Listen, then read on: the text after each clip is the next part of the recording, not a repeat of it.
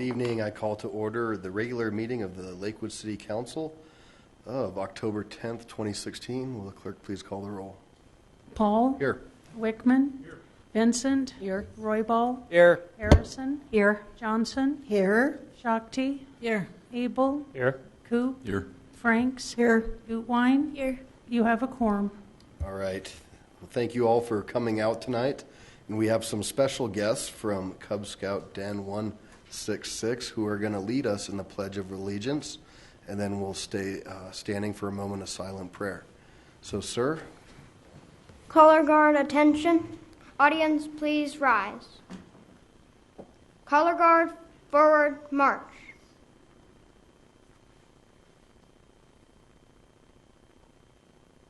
Color guard, halt.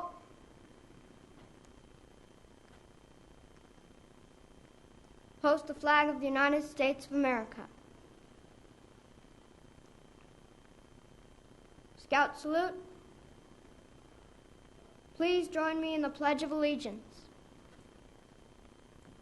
I pledge allegiance to the flag of the United States of America and to the republic for which it stands, one nation, under God, indivisible, with liberty and justice for all. 2. Color guard about face. Color guard forward march. Color guard halt. Audience, thank you for joining us. Color guard dismissed. Very nice. Please be seated. Let's give these guys a round.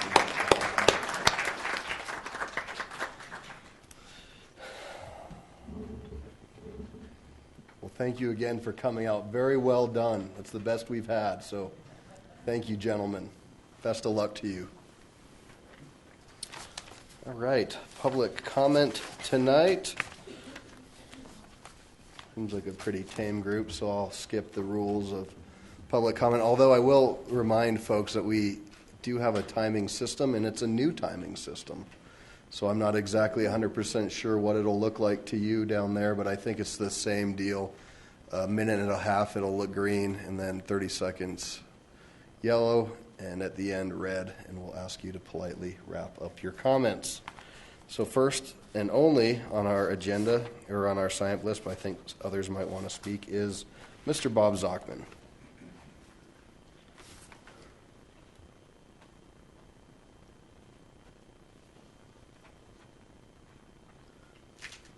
Good evening, sir. Good evening. Welcome. Do you want to jump up here? Oh. Yeah. Thank you. I didn't know the new rules that we only had 2 minutes. No, you got 3. I'm sorry. Okay. Well, thank you. I appreciate it. Good evening, Mayor Paul, members of City Council. My name is Bob Zockman. I'm a retired Jeffco educator with 32 years of experience in Jeffco schools. I served for 5 years in Lakewood on the Heritage, Culture, and the Arts Commission, and then helped develop, build, and then chaired the Heritage, Culture, and the Arts Alliance for 5 years. I am asking that the citizens of Lakewood endorse with me the 3A and 3B mill and bond proposition. The 3 main goals of 3A and B are increase student college and career readiness and increase access to high-quality learning programs, providing students with the instruction, skills, and hands-on learning necessary for success in college and the workplace through the expansion of STEM programs, science, technology, engineering, and math, as well as arts, music, and career and technical programs. Stop the exodus and keep the high-quality teachers in our schools. Having a good teacher can make all the difference for our students in the classroom.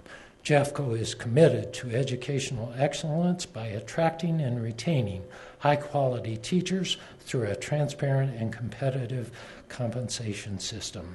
Repair and update Jeffco schools to ensure they last another 45 years. The average school building in Jeffco is more than 45 years old. 110 elementary, middle, and high school buildings will receive repairs and improvements long overdue, including roofs, plumbing, electrical, lighting, and mechanical systems. What if 3A and 3B pass? We will see schools built in the Northwest Corridor, the ability to attract and retain the best and brightest teachers in all neighborhood and option and charter schools, half-time counselors in every elementary school, improvements to security and emergency management, increased student-based budgeting funding for small schools, efficiencies, renovations, maintenance, improvements, and additions in charter, option, and neighborhood schools. Thriving schools help keep real estate values strong. Home buyers and sellers clearly value the quality of local schools, and homebuyers are willing to sacrifice certain things to live in the right school district. But we also need to talk about what happens if 3A and 3B doesn't pass. Here's a list of the type of tough decisions and changes we will need to see across the district if these measures do not pass. Closures and consolidations, split schedules, year-round schools, changing boundaries in transportation radius, limited ability to meet basic deferred maintenance, continuing to lose great staff, larger class sizes, higher fees for parents, lack of resources for student learning, cutting programs and opportunities for students. So I hope that all of you will help join me in passing 3A and 3B. Thank you for your time. Thank you, sir. Thank you for coming out tonight. Director Minton, I don't have you on the list, but my understanding is you'd like to talk with us about trains. Good evening. Welcome. Good evening. Thank you. Yes, I'm Natalie Minton, Regional Transportation District Director, and also Ward 5 resident. So I'm here to give you a little bit of an update. I usually come to you when there's especially service changes that will affect the area. So just to give you a heads up on what we are looking at right now for winter service changes. So it's a few months down the line, a little bit down the line. One is probably most interest to City Council is the W line. Right now runs during peak periods a little more than other trains throughout the system, other lines. The W line had high hopes when those before I was on the RTD board as to projections. Let me just state the projections for the ridership are nowhere close to what had been presented at that time. So again, that train runs a little bit more frequently than the other lines. We're going to reduce it down to 15-minute intervals during the peak period, which matches what's on the rest of the system. Westline does not justify the expense. So that, I think, will be a really small change. For most people, they'll adjust to it, but it's always of importance with connections.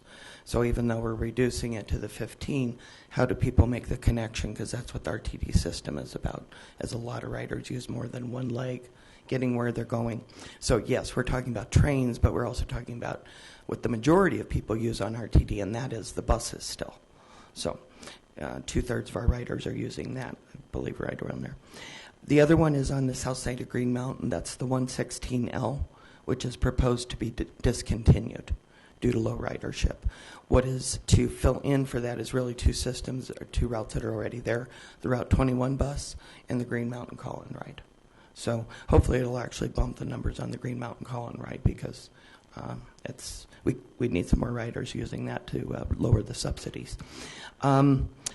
Bridge lights. Moving on to a different one, 6th Avenue bridge lights. Some of you may have noticed as the time went on, fewer lights were there, and now it's shut down completely.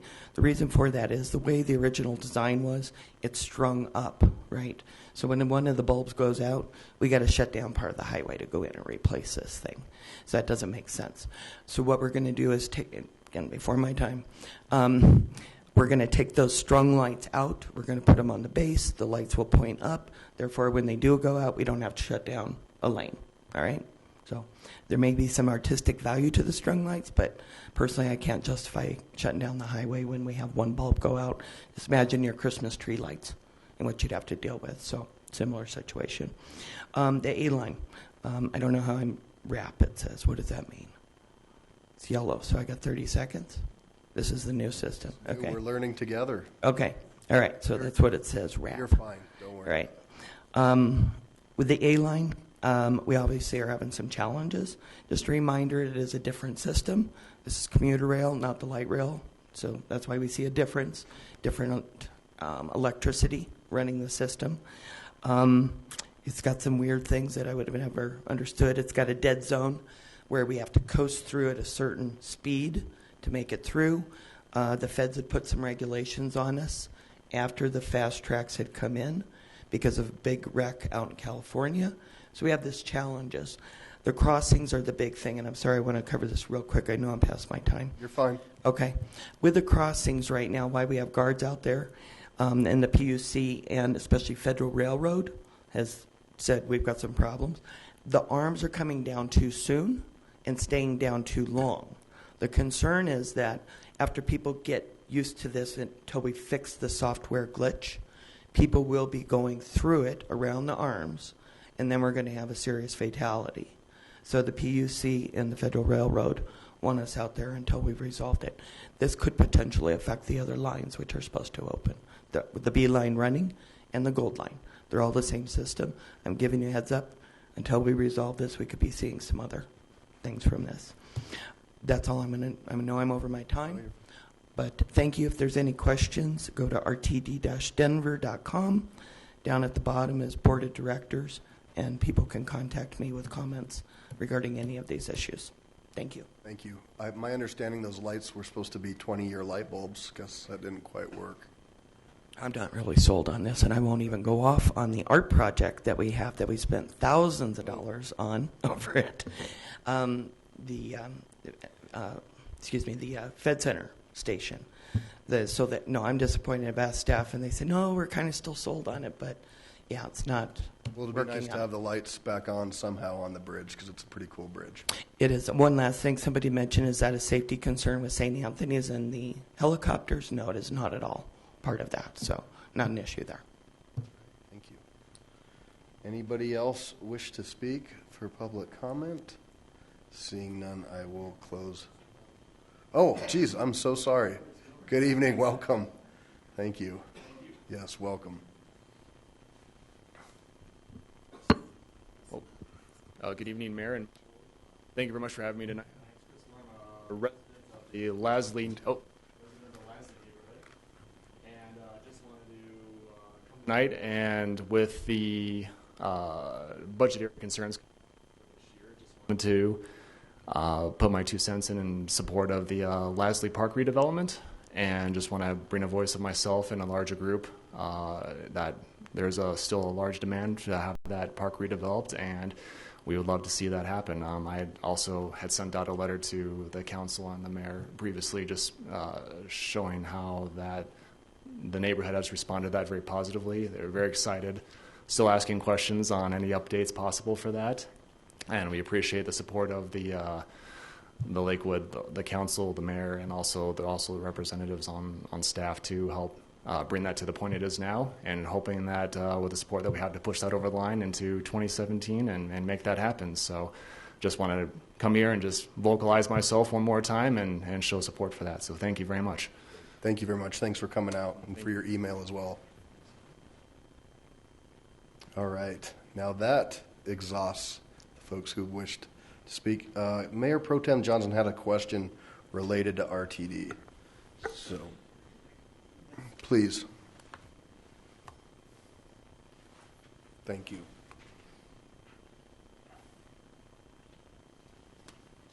Thank you, Director Menton. Could you please speak to any kind of plans that RTD has regarding wayfinding at DIA? I understand that there's been some frustration there. Yeah, there's frustration at DIA and Union Station still, both of them. And I think it goes beyond especially those who have sight to where those who especially who may have sight challenges, are especially challenged. So there are teams that have been put together to address the signage that's present. And I think we're seeing it with, still going back to some of the lines that came in, even the B line, even though we had tried to connect as best with everybody who needed to give input on what needed to be there for the wayfinding. But we have a team that's addressing these challenges right now. So you're And- looking into it. Yeah. Good. And for me personally, what I've just started to go out with is my own camera and just start to take the shots of it, because especially if you get travelers, it's very frustrating. It's one thing if you're walking around with your purse. It's a whole other thing when you've got 2 pieces of luggage with you, maybe a couple kids, and all of that. Good, I'm glad to hear Yeah. that. Thank you. Yes, you're welcome. Council President Shakti? I don't think this is RTD, is it? Yeah. I think we're good. Thank you. I pushed the wrong button. I wanted to thank you for coming out to express community support for Lasley Park. We've been through extensive planning process, and it's great to see the community behind this, and I'm excited about the possibilities as well. So thank you. All right, thank you. Well, I will now close public comment. Will the clerk please read item 5 into the record? Item 5, first public hearing for ordinance O 2016-13, adopting a revised budget for the year 2016 for the city of Lakewood, Colorado, and further adopting the annual budget for the city for the fiscal year beginning on the first day of January 2017 and ending on December 31st, 2017, estimating the amount of money necessary to be raised by levying taxes for the year 2016 to defray the costs of municipal government of the city of Lakewood, Colorado for the fiscal year beginning January 1st, 2017 and ending December 31st, 2017, and estimating the amount of money to be derived from other revenue sources, setting forth the appropriations for each fund. Thank you. And to kick us off tonight, we have our finance director, Mr. Larry Dorr, who's going to walk us through a presentation. We've had a study session, and this will be our first public hearing on this, one of 2. Well, thank you, Mayor Paul, and good evening once again. My name is Larry Dorr, City of Lakewood Finance Director, and happy Columbus Day to all of you. Tonight is the first of 2 public hearings on the city's budget. There'll be a chance for the public to come down on the microphone and have comments about the projects or initiatives in the budget. Council has had its copy of the budget since September 9th. It's a nice 530 pages of detail and overview and big picture and everything in between. It's also been on lakewood.org, this exact document, since September 9th. And as mentioned by Mayor Paul, we had a study session of the council on September 19th. I'll just give the clerk one more moment to, there we are, have the presentation on the screen. But prior to the study session, City Council's Budget and Audit Committee, which consists of council members Gutwein, Franks, and Coop, had a chance to review all of the projections, all of the estimates in the budget, along with our 3 citizen members, John Ludwigson, Tim Dennis, and Donald Tallman. That group has a look at our estimates, looks at our results from the prior year, and gives feedback on the direction of those. Tonight I mentioned our public hearing, and tonight Council's vote will authorize publication of the ordinance and scheduling of a second public hearing to occur on October 24th, 2 weeks from tonight. So let's see. I want to go into some high level and into some detail as well. There won't be much new information for council other than my follow-ups, Mayor, which I'll get to at a later portion in my presentation. At our study session, we had a number of questions, and I'll follow up with all of that information at that time. But there will be those in the audience and watching at home or later watching on lakewood.org on our tape delay for whom this may be their first interaction with the city budget. So I want to give some overview, context, and then talk a little bit about our results and projects underway and things that are planned for all new in this 2017 budget. we talk a lot about many of the different activities of the city, but I use some of the jargon like general fund or our operating funds and things like this. The main reason is that 2/3 of the city's revenues can be used for any general municipal purpose. 1/3 of the funds are restricted for specific purposes. So for this presentation, I'll just be focusing on the general fund. And then in the general fund, it's really the income that we tend to focus on because it's the thing that we can't control. And I'll talk about the two largest sources of income here as we go through. And you'll generally get a feel, if you're one in the audience, council understands this and has seen this for many years, but really the city functions like a self-employed household or a self-employed business. The income can vary from year to year, and we need to plan for that volatility as we go along. Also, we have some constitutional restrictions, and I'll talk a little bit about that. But you see that largely we are driven as a city, our income as a city for services, by sales and use tax. So we tend to really focus on that, and I'll give a little more information.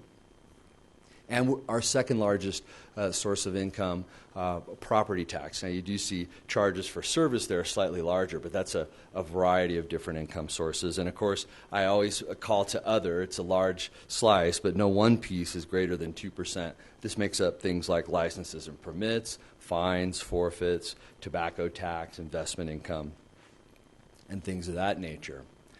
The city's sales tax rate, or I should say when you purchase something in the city of Lakewood, this is the sales tax rate paid on tangible goods that are purchased. And Regional Transportation District, Director Menton was here. There is a sales tax as well for the RTD, and that makes up part of the total 7.5%. But the city's portion is about 40% of the total sales tax rate. In property tax, it's much smaller. This would be a property tax bill on a $300,000 home in Lakewood. As you can see, it's just a couple percent of the total tax bill. And then also we had the gentleman here regarding the ballot initiative for Jeffco Schools. And as you can see, that's really the largest property tax entity for our community. I want to give a little bit of background on the 2015 results. This is sort of budgeting 101. We want to look backwards. How are things going today? How are we feeling about the near term and for 2017? First of all, let me call to a change to this slide, council members and mayor. I've added the zeros there. So for the top right, our 2015 income as a city was $112,953,000. And as you can see, our operating subtotal is favorable, $11,154,000. And that should be visible to the public as being a city with a financial income statement that's on very sturdy ground. Of course, we did have these next things that are deducts from that. The Tabor refund that'll have to be made. I mentioned the constitutional restriction, and that's an amendment to the state's constitution that requires that refund. Also, council in its 2015 revised budget authorized reserve transfers for street medians, a slash facility, and playground replacements, and a sidewalk program. I'll have some slides that show you some of the results of those transfers, and then, of course, you see the bottom line. So how are things going year to date? Well, it's just the 6th business day of the month, and we've just closed up the financial statements for September, and in 2 weeks I'll update this slide for you. We just had those numbers in mid-afternoon today, but we'll have an update of this for council in a couple of weeks. I don't anticipate that there'll be large changes, but you can see here that our sales tax revenues and motor vehicle use tax revenues, two very large sources, up 6.8 and 5.6 respectively. We do have some decreases, and I've got a couple of those here, franchise fees and also fines. We do have some decreases in some smaller sources of revenue as well, like tobacco tax. So total revenues, 3.8%, and that's on plan, as are total expenditures at 6%. So that gives you a little feel for where we are today. We look at economic forecasts across the state and compare them to what we're thinking for the near term and next year. I mentioned at the study session that the governor's office and the legislature's legislative council, they employ full-time professional economists, they're PhDs, that this is what they do for a living, and they put out these very, very robust reports. In fact, one was released during our study session on September 19th. Actually, both of them were, and I've updated them. Each of them have revised their projections down just a little bit. The legislature's sales tax forecast for next year was 4.9%. You now see it right in the middle there at 4.2.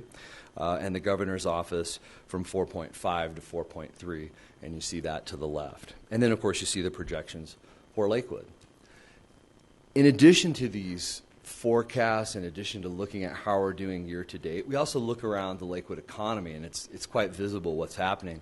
This is the West Colfax headquarters of First Bank, and they've just completed an $80 million expansion to their headquarters here in Lakewood. And this demonstrates the willingness and the interest of the private sector to invest in a safe community with a quality living environment and so forth. We have a number of these examples. This was shot a year ago as well, and this is the completed Hyatt House at Belmar. And it's not just the office and hotel sectors, but also retail. And I don't have all of the pictures from our study session, but retail, multifamily construction, single-family residential construction, restaurants, and convenience stores. There's a lot of investment, hundreds of millions of dollars happening in the Lakewood community. So now switching gears a little bit to the expense side of the equation, and I do use that expression, even though we governmental accountants refer to them as expenditures. That's not a commonly used expression. So I'm just gonna say expenses, and hopefully that'll be clearer to the audience. But we provide services, so we don't manufacture any goods, we don't possess any patents, we don't have any inventory. We just have the people that provide services, and so you can see 3/4 of the spending is on personnel, and then the remainder, the large portion of the remainder, is for things like fuel for our police cars and our snow plows, and of course water and fertilizer and equipment for our workers who take care of our parks. So those are the services and supplies. And then in the general fund we do have some capital expenses as well. So for 2017, I want to highlight a few of the things discussed at the study session. Obviously, I mentioned already our police, public works, and our parks department, our community resources department. Obviously, they make up the crux of the business of the services provided to the Lakewood community. So it won't be surprising for you to see the spending initiatives in 2017 are related to the police department in both staffing and technology, in community resources, in parks and facilities, as we just heard from the gentleman regarding Lasley Park. And then also in public works, not just transportation, I should add infrastructure to that as well. And then in our information technology area. And then finally, we have some initiatives in both employee compensation and risk management reserves. And those were covered in more detail, but I'll give some of that as well. So at our study session, if folks want to go back and look at that video, we had discussion and presentation from our police chief, community resources director, public works director, and our IT director on all of these initiatives. But I'll touch on them at a high level. In 2015, our police department undertook a study of the International Association of Chiefs of Police, and it recommended additions to the Lakewood Police Force of 26 people.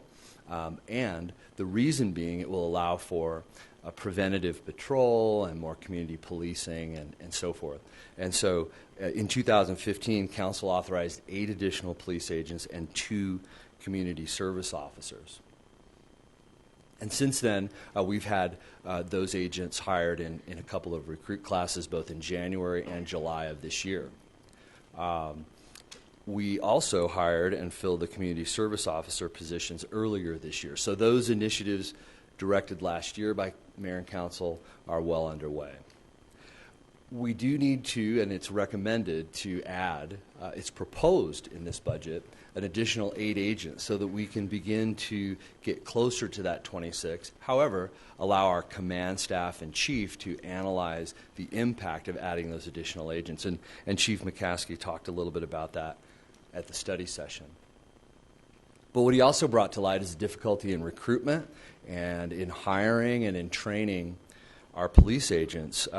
Not only are we trying to add those agents that are both in progress and proposed to grow the size of the police force, but we're backfilling retirements and so forth as well. And so it's a challenge. In fact, Chief McCaskey has scheduled a 20, contingent upon the approval of this budget, a 20 recruit police class in January. And it'll be one of the largest that the city has undertaken.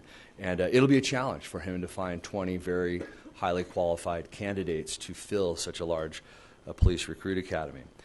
And he described the 18-month progress from recruitment to a police agent being completely independent and on the street. So that's out there as well. In terms of the complexity of growing the police force, it would be nearly impossible to add that number of agents, but it makes sense to have some prudence to digest that number and see what the level of impact may be. So hence a phased approach. In addition, Chief McCaskey and our Chief Information Officer, Mark Prey, described the replacement of mobile data computers. We're already replacing the radios in the police units, in the cars. Now it's time for the mobile data computers. They've sort of run their course. They've reached the right age. And this proposed budget would also have those mobile data computers go in the non-patrol vehicles, those used in the investigations division and so forth. And then last but not least, and these three things, really, radios, mobile data computers, and smartphones, are an initiative of the two departments. The Information Technology Department needs to assist, administer, and coordinate. And the third thing being smartphones. And that is for our police agents to really catch up with the standard in law enforcement now, with the ability to take photographs, communicate with text messaging, record videos, and so forth out in the field. So that's what's happening in the police department in this proposed budget. And I have a couple of follow-up questions here that were posed to Chief McCaskey, and I'll give you those on a high level here in a minute. So in our Community Resources Department, we received an update from Kit Newland on playground renovations. And last year, as I showed in the 2015 council authorized playground renovations at Green Gables, Westgate, Bonfils Stanton, and here at Ritchie Park as well. So those have all been completed. And I did have a question as well on the pipeline of playground replacements, and I've got a couple of details on that coming up as well, Mayor, when I get to the responses. So then underway in the department is the Carmody Park change project and things happening at the Recreation Center at Carmody and also at Founders Park. Those are a couple of things already underway and things that are already happening. And then also last year, $800,000 in spending was authorized for median beautification. I've got a question there that I'll get to in a moment, more detail. But medians will be improved on Colfax, on Pierce, on Wadsworth, on Bear Creek Boulevard, on Jewel, and on Kipling Parkway. These are described in the budget in a little more detail as well, and we got a little bit of a background from Director Newland. Last year, Council authorized a renovation to the Lakewood Link Recreation Center pool, and it is beloved and it will be missed, the pirate ship, of course, but it's been removed and that reconstruction is well underway, and time for that to show some progress. It's a very popular facility in the community, and I know that Community Resources and the neighborhood is real excited about the change to come there. Of course, we're replacing tennis courts, and that was described by Director Newland as well, as was the move of the Estes Motel to the Heritage Center, and I can see some council members and the mayor there and the ribbon cutting, as expected. But now some proposed projects. In this budget is proposed the replacement of the Belmar Park amphitheater cover. It's a little difficult to see in the photographs, but the facility is nearly 17 years old. It's been in the weather, the rain, the snow, the sun, and it's just taken its toll, and it's time to replace that. And so that's proposed in the budget. In addition, 2 years ago now, Council authorized an exterior renovation of the concrete stairways and walkways around the Public Safety Center. This would be phase 2 of that, which would be to improve the locker rooms, restrooms in the building as well, and remodeling of our oldest office spaces in the Information Technology Department. That is proposed as well, as is the Lasley Park improvements project, and that's, I know, or the audience should know that this has been a long discussed item in the community and amongst the council members, and of course the Lakewood staff as well, to arrive at a plan that can work and provide for all in the community, and that's in the proposed budget as well, as is a very significant park path replacement program across the community as well. These are some of the shots from our inventory that need some attention. Okay, on to a couple of projects that are done in community resources. Actually, I guess I'm going to go ahead and close right here with this one that's concluded, and that's at the Civic Center Plaza.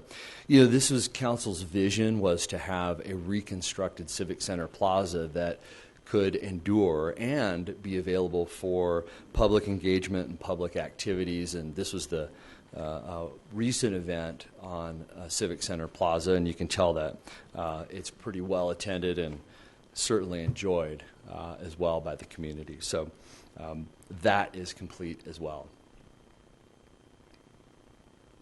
Excuse me one moment.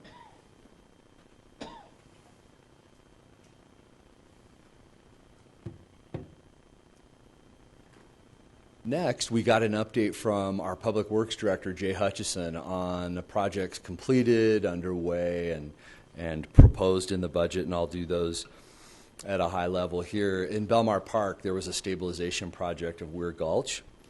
Completed, of course, Wadsworth from 10th to 14th, which has got multiple features to it, not just the vehicle transportation and medians, but also some of the stormwater management or whatnot. These are some of the things that will come a little bit further down. US 6th Bridge over Garrison, and a couple of shots of this project as well. This is the frontage road looking west from the north side of 6th. We completed traffic signals on Wadsworth at Jefferson, Mansfield, and Mississippi, and also on Pierce at Mississippi, in order to bring these into the most modern standard for safety and for traffic flow. We've done a lot in the sidewalk projects, and this Pierce Walk north of Colfax. This is the sort of before and afters that we're getting more and more excited about. Also at the at the West Rail Station to Colfax. And in addition, not pictured, we had sidewalk projects at Yale west of Yukon. Garrison W-Rail Bicycle Shelter. We also undertook an emergency needs assessment of the city's fleet fueling station, and we've undertaken this expansion of the city's fleet fuel storage so that in emergency situations we'd be able to provide fuel to our first responders and to our snowplows, and that's what the new fueling station looks like now. And Director Hutchison described the idea that this is much more efficient for workers, but also safer for the environment and so forth. We've done bicycle lane work across the city, not only here at Denver West Parkway, as pictured, but at Sims, Pierce, Vance, and Kentucky. So lots going on there. Director Hutchison described some of the projects that are underway. This is Weir Gulch at Tennessee Avenue. And, of course, Wadsworth from Highland Drive to 10th. Major construction happening there. Last year, Council authorized a $2 million supplement to the city's sidewalk program, and that will allow for the construction of sidewalks on Sheridan Boulevard. This is a significant project, and you can see here this is, of course, what's present now, which is difficult, obviously, for our pedestrians in the community, and that will be a big change. It's one of the largest sidewalk projects. First Avenue Walk, Newland to Harlan, also in the works, and council took some action earlier this year to do some undergrounding of utilities there as well. Okay, newly proposed would be a change at the intersection of Crestline and Grant Ranch Boulevard. This is conceptual in nature, but the idea is to get vehicles at a safer speed at this intersection, and yet not implement the more traditional, sort of street light situation, which can be more sustainable for the long haul. And then last but not least, we heard from our Chief Information Officer, Mark Prey, on the matters of information technology. We have a couple of priorities we're focusing on. We first have a governance process that Mr. Prey has led across the city for more than a year now, and our focus is on modernization, both cloud, and computing in the cloud, using mobile devices, and then commercial off-the-shelf, that's COTS, C-O-T-S, commercial off-the-shelf software. And then, of course, the less exciting yet more necessary security activities. And related to that, Mr. Prey brought to City Council in April a supplemental ordinance to provide appropriations for the projects listed here. Again, you'll see, yes, we need to update existing systems in our municipal courts, but we also have on here our police radios and some security software as well that's just necessary in this day and age in order to make things safe and operable. Also, in this proposed budget, we have an expansion of connectivity across city facilities with fiber optic. Again, I mentioned smartphones for the agents. It's sort of a dual project. A core firewalls, once again, this is a security-related initiative to keep our networks secure. This mobile data computer replacement for police department. And then also we're going to assess our enterprise resource program, which is essentially our HR and finance activities. We have a 13-year-old system there, and we need to make sure that it's functioning at its highest level and providing information that our workers need to be productive. So that covers what's proposed, and I'll do this now in sort of a summary way. Here are the reserve spending initiatives approved by council over the last 4 years, and where they've gone and what they've done. And then here's what is proposed in this 2017 budget with a little more detail. I didn't touch on things like Sunset Park or maybe one or two of the other items listed here, so I wanted to put that there and allow you to have it reconcile as you go through the budget numbers. So with that, Mayor, what I'd like to do is pause for a moment and address, I took very good notes, and our budget accountant, Carrie, was able to help me with all of the questions that came from council that we weren't able to answer, that took a little research, and I've got that. And what I'd like to do is just sort of run through them. But I would anticipate that you and members of City Council would have some follow-up questions, but some yes, maybe some won't. So maybe I can just run through them all, and then we'll see where that takes us. Thanks, sir. Please. Very good. Okay. Let's see. And forgive me. For those who haven't seen the study session, I'm going to repeat the question and give a little context as to the business activity.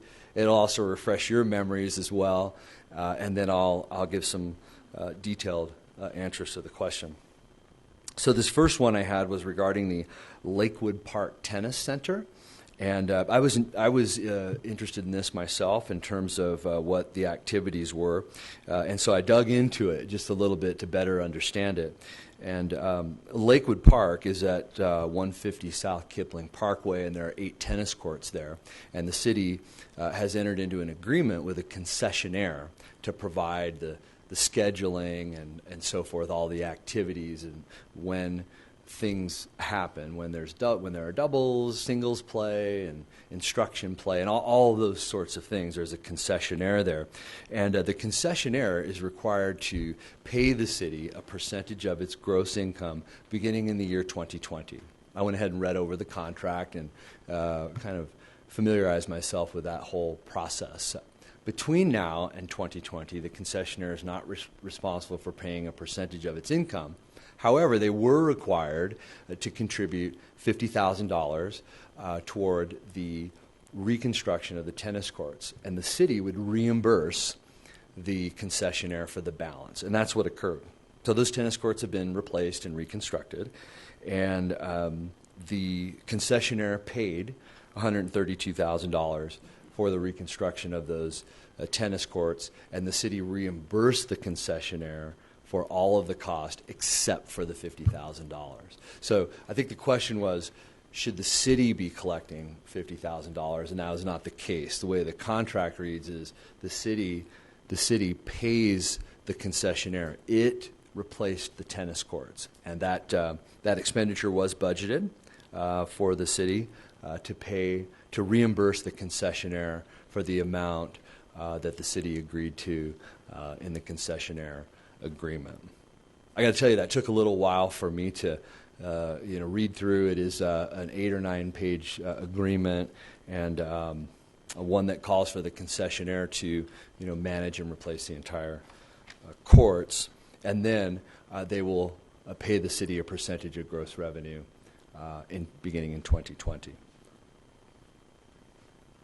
The next question was related to special projects, and there's a section in the budget. We were talking about page 415, and we were talking about a very large line item. It was $6,580,000, and so the title of it was Debt Obligations and Special Projects. And this is a little bit of a catch-all. We have a section of the budget titled Non-Departmental. It doesn't fall to any one department. For example, the city makes payments on the Civic Center. It makes payments on recreation centers for which money has been borrowed to construct them. The city makes payments for remodeling that was done in the police building, early last decade, and other sections than we're attending to now. Anyhow, when you deduct those traditional debt expenses, when you deduct money spent out of the capital improvement fund, you boil all that down, it comes to $278,000 in special projects. That's the heart of it. And the largest piece in there is for the charitable giving program with the Lakewood Legacy. That's $100,000, and I know council is very familiar with that. However, in addition to that, there are other membership activities and sponsorships paid out of special projects. For example, for the Denver Business Journal, Jeffco Good News, Metro Mayor's Caucus, National Civic League, West Chamber, and Alliance for Innovation. Many of the sponsorships and memberships that I think you'd be familiar with. And then we have undertaken some special projects related to some very light remodeling around City Hall. So we've remodeled 1 or 2 conference rooms. We've just organized a reception area for our economic development facilities and so forth. So some very light sort of remodeling. So there is some consistency from year to year, but there can be some variability. So from $6.5 million down to $270,000. Hopefully that's a pretty good amount of detail there. We also had a question regarding the street median program, and there are some bullet points on page 476, but there weren't any dollar amounts attached to those, and the question was related to Bear Creek Boulevard and what would be spent on the entrance facilities there. And the entrance facilities would be on each end of Bear Creek Boulevard would be a combined $100,000, which is about 1/8 of the program. We then had a question for Chief McCaskey related to code enforcement. Code enforcement is a unit of 5 people, and they've been understaffed because of vacancy. Earlier this year, we're back up to full staff, but you can imagine if you lose 20 or 40% of the workforce, it can be challenging. And so we've gotten fully staffed again, and the chief is comfortable with the level of violations. He's comfortable with the level of complaints, that we haven't seen an unusual spike that would suggest a need for additional personnel, or that the existing personnel is inefficient or somehow not functioning really properly. So we just finished filling our 5th position about a month ago in code enforcement. So we feel as though it's fully staffed, and the chief would like that team to have some time to really get out there and be responsive to the calls. So that is what Chief McCaskey had on that. It was also asked for a list or schedule of upcoming playground replacements. And of course, the city has 76 playgrounds across the community. We're in the design phase now of the playground replacement at Sutherland Shire and Westboro. So those are out there. And then proposed in this budget would be playground replacements at Hilltop and Lasley, of course, as we've said. And then the next sort of group of priorities that would be out there would be, of course, all 76 aren't organized in terms of necessarily when they would be replaced, but the next priorities are South Sims, Addenbrook, Wright, Newland Square, and Jefferson Green. So those would be the next ones there. We had another question for community resources. Director Newland was asked about the Performance Now expenditures. Performance Now is a company. They put on performances and programs at the Lakewood Cultural Center. They put on productions at the city's facilities. And what happens is the city collects revenue from the ticket sales, and then we pay an expenditure to Performance Now for the productions that they put on. And their productions have been very popular. Their productions have been quite successful. And so Performance Now is gaining more events on the calendar is what's happening there. So hence Performance Now. The expenditure is growing, but so too is the revenue, of course, related to their productions. We then had a question regarding water rights at Lasley Park, and the concern is, what are the water rights? Does the city possess them still? Are they still functioning? Do we have what we need? Water rights are very important when it comes to irrigating parks, because we don't always have a water line like you might have at your home to water your gardens or your lawns and so forth. That's not always the case. But in this case, Lasley Park is irrigated with a 2-inch water line and meter provided by Bancroft Clover Water.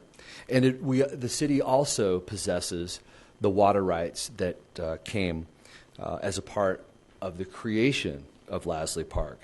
By the way, the park has been irrigated by the water line with Bancroft Clover since the 1960s, and there's no concern over the level of water available to irrigate Lasley Park.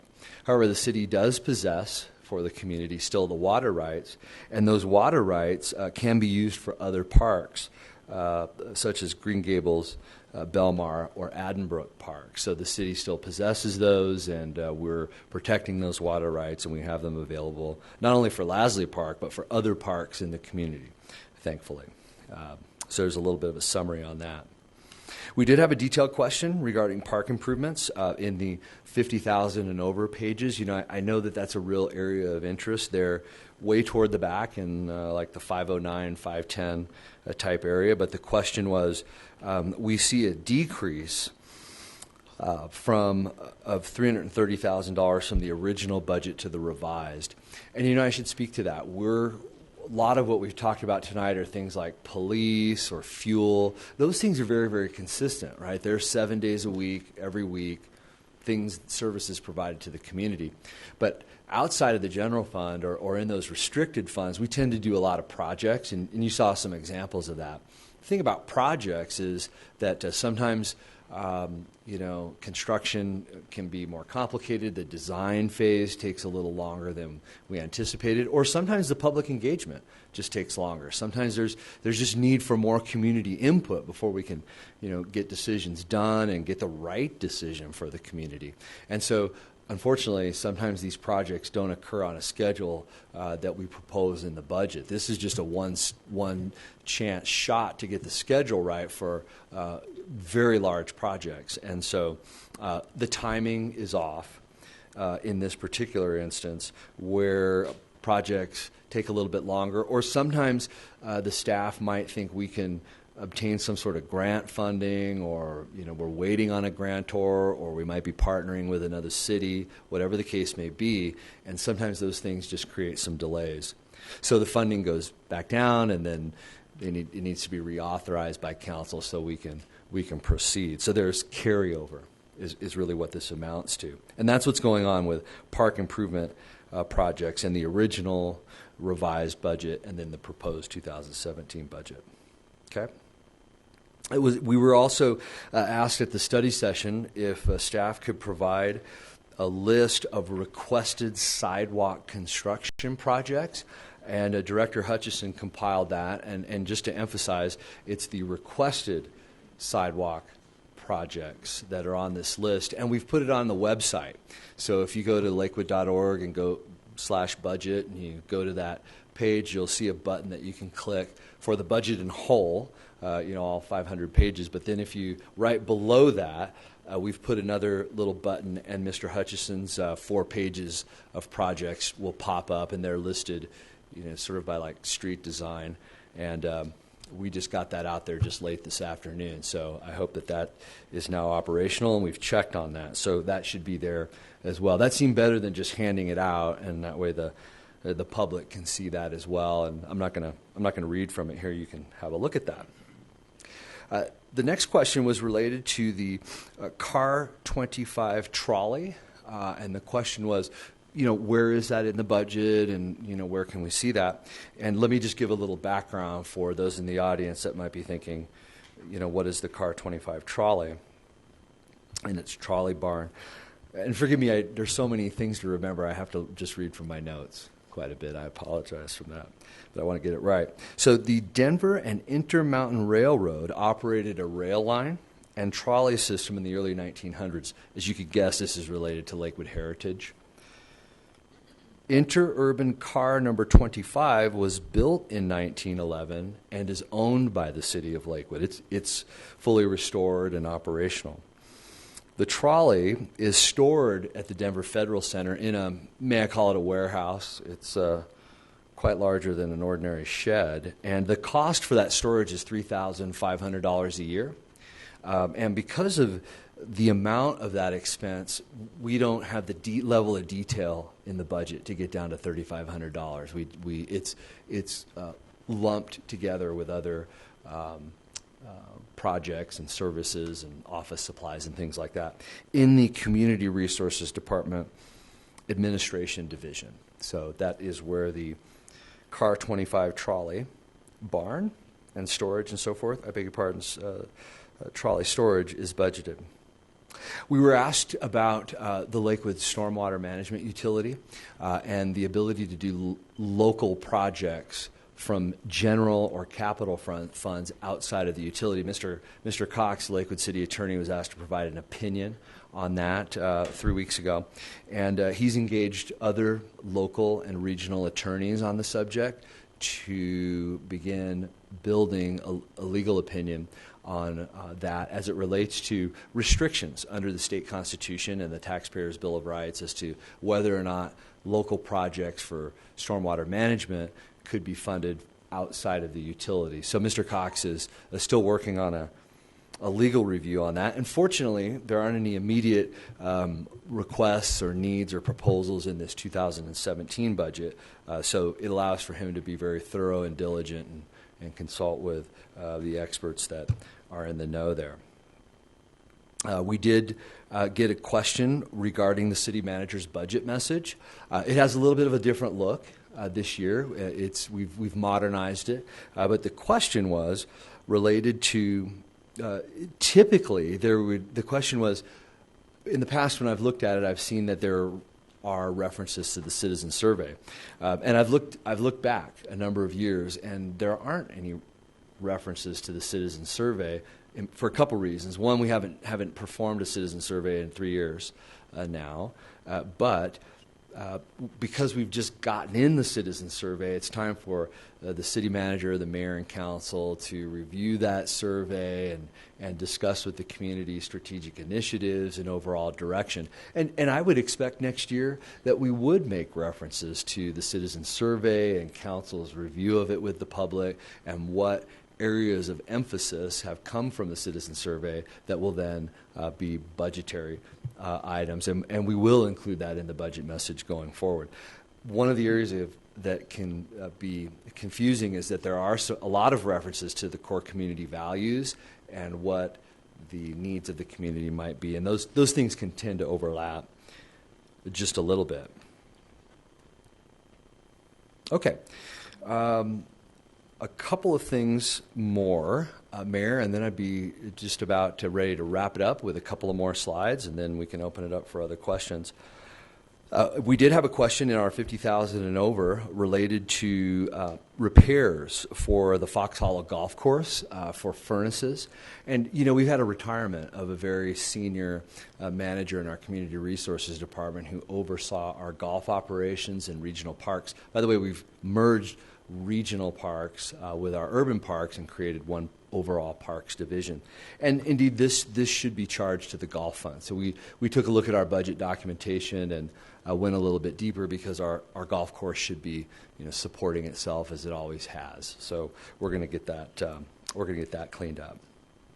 We did have a question at that same time regarding recreation center passes. This was right towards the end of our session, and the request was for some data and information. I think it's probably a policy discussion that Mayor and Council will want to talk about overall, but we did look at some statistics and get some numbers together around the cost and so forth, and then also the revenue. We've looked at, the proposal was for students, and so we looked at our kindergarten through 12th grade age demographics. And we believe that admissions, and I have to emphasize that, admissions, not programs or youth sports or instruction or those kinds of things, but admissions could amount to $300,000. Now I say could amount to because that is an estimate. We have a lot of youth that are a part of family passes, and that may not be an overall loss in revenue. So we can't exactly quantify the number. And then for admission, so that was admission to recreation centers. For admissions to outdoor pools only, and let me just draw the distinction. So we have facilities that just have an outdoor pool, and we have facilities that have a recreation center and an outdoor pool. This is for these facilities just with outdoor pools. The revenue there is $35,000. Now, one of the things we would also have to estimate, but I think that Mayor and Council you should consider is the idea that there could be additional expenditures or expenses, beg your pardon, needed, additional lifeguarding, maybe additional staff for safety as it is, perhaps janitorial and other supplies, things like that. So those should be considered. Those are some of the things pointed out by our recreation staff. And then I've got a couple of questions, Mayor, since our last session. I think I'd just like to throw those in to the mix at the moment. I did get a question regarding the report for the 50,000 and over regarding the Art Space project, and I want to clarify that. It's one of those really unique situations where, let me just recall that appropriations expire each year. They have to be renewed by council. We only have a one-year budgetary cycle. And quite often, it's difficult for the staff to predict when exactly is the expenditure going to occur, especially when you're standing here on October 10th. I mean, we're really down to the last part of the year and their holidays and all that. And it's not the best thing for council to have your finance director coming back in with a list of things to get reappropriated each January.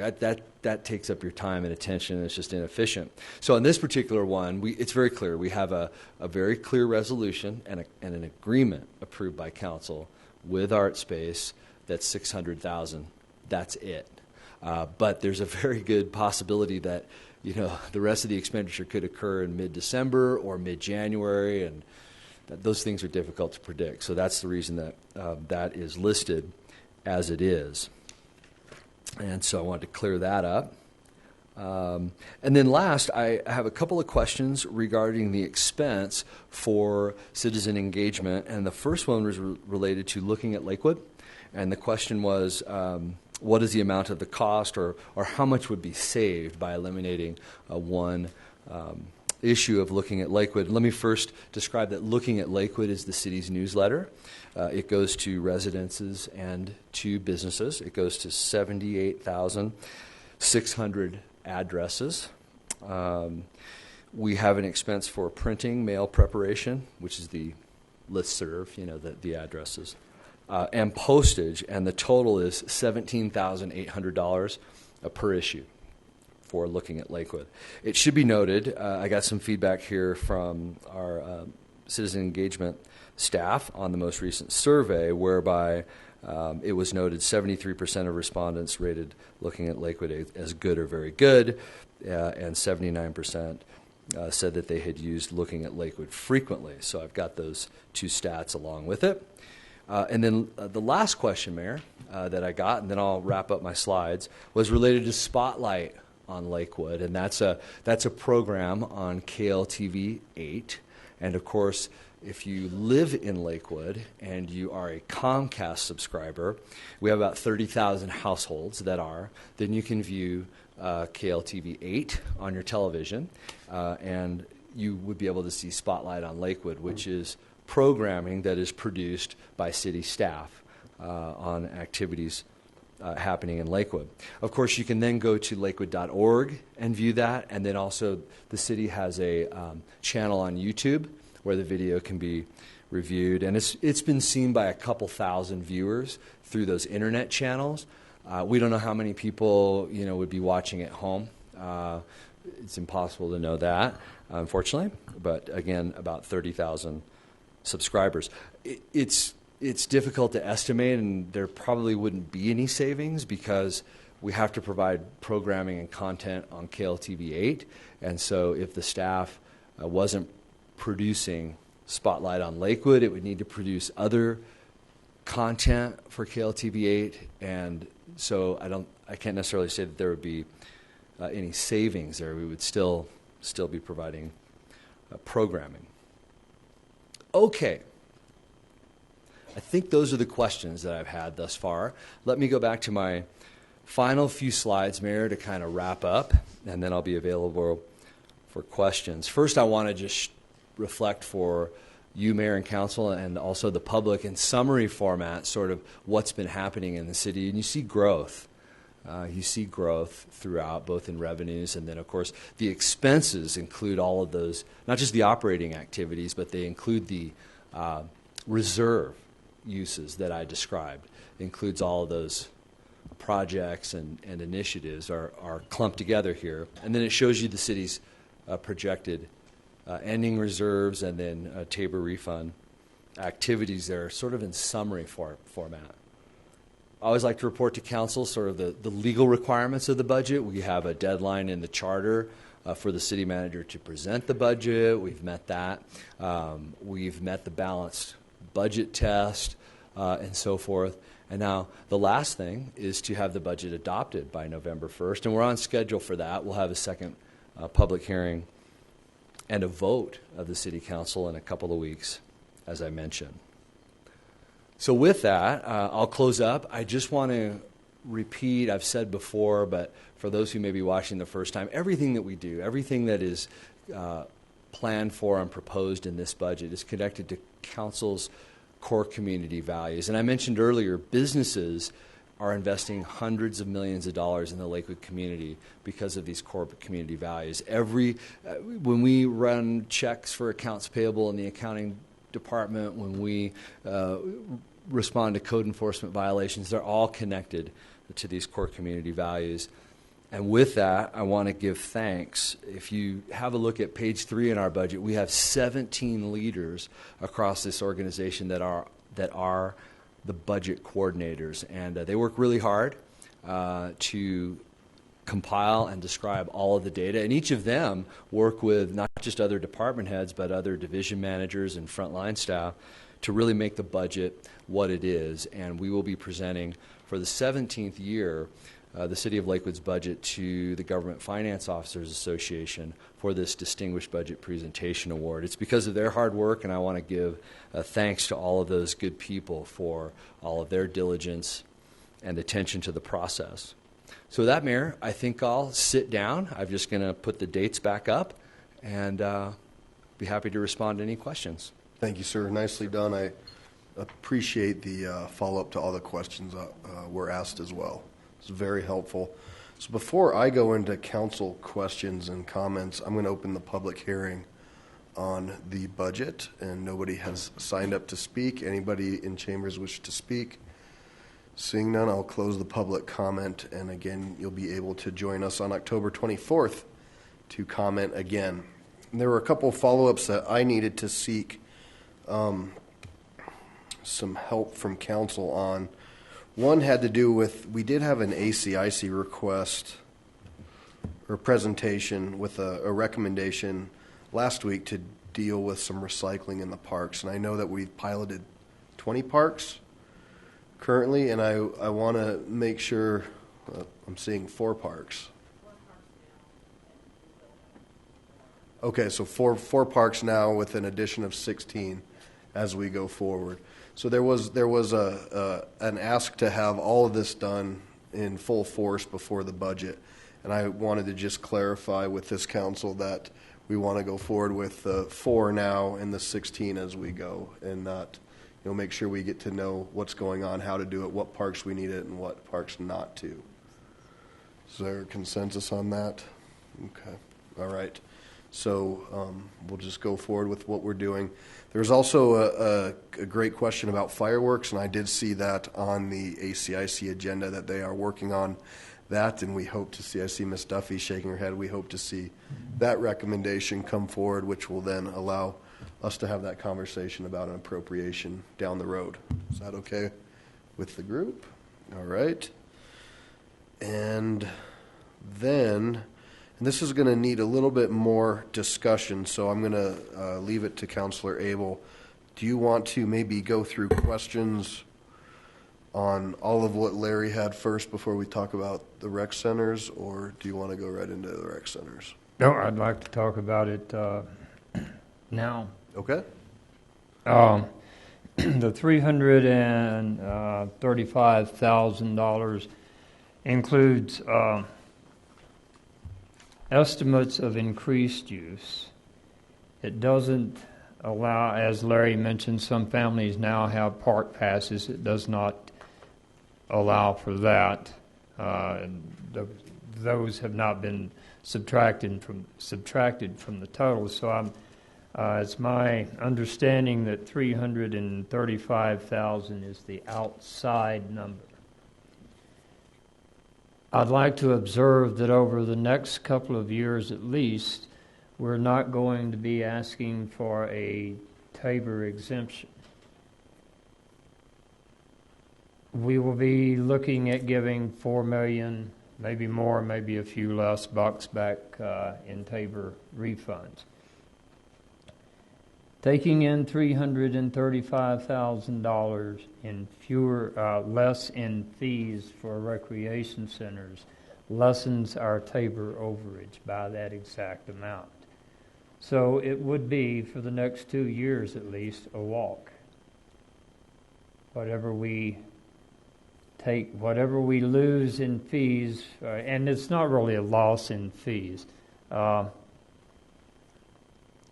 We're going to have people out there anyway, as Larry pointed out, there may be a requirement for more lifeguards and more paper towels. But I think those expenses are right now a shot in the dark and may not be an additional cost anyway. But I think $335,000, that's about what we're going to pay for pretty medians this year. And I think if our medians are worth, in the middle of the streets, are worth $335,000, the health and recreational opportunities for our youth is worth at least that, even without the Tabor offset in future years. Okay. Council President Shakti? So I was...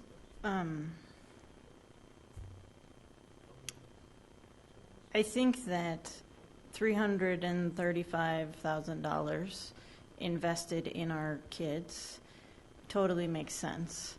But I would want to make sure that we are spending that money in the way that will have the most impact on people's lives. And I don't feel like, and this might be it, but I don't feel like we've taken the time to really look at what are the different options and which of those have the biggest impacts.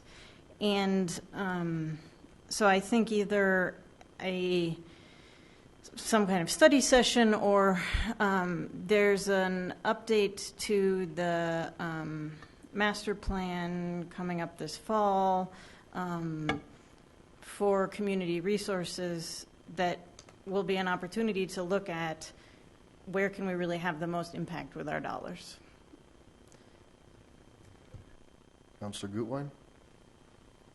Thank you. I had a question. The $335,000, that is what our previous admissions we collected, or that is a projection? Those are, I beg your pardon, Larry Dora, Finance Director. Those were our 2015 activities.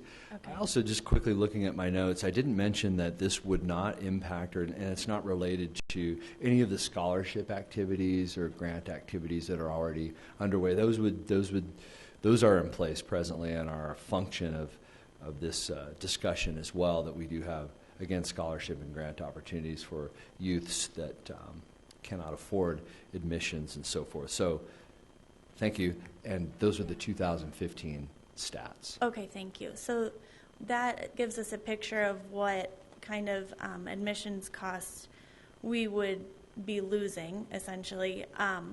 But then we don't have any idea how many kids could potentially be using this. And then in terms of just, the lifeguard costs, that's part-time employees, and I understand there's costs or requirements of a certain number of lifeguards that we would have. So it seems to me that that's not necessarily going to be a small ongoing cost. But do we have any idea? I couldn't necessarily comment on the cost per se, but I do know that there's a lifeguard shortage. We have a real difficulty in our director of HR, Jeff Nolan, would tell you that it's difficult to find certified and qualified lifeguards who can complete the instruction and certification. In fact, in order to attract lifeguards as much as we can, we need to pay for those certification classes and so forth for those lifeguards to be prepared to work. So sort of like the police, it's not just the funds having that available, but actually finding the right people to do that. But I think in the big picture, it wouldn't be hundreds of thousands of dollars of additional lifeguarding expenditures. I think we could say that. Okay. That sounds good. I think, I just hesitate to make it sound like adding part-time employees is something that we just lightly do as a city when it comes to really any department. And then I think, I've spent a lot of time looking into this and thinking about it. Another piece that's really interesting to me is that Denver did a similar program, but with a really important difference, and that is that they did this as part of a package for that was a ballot initiative.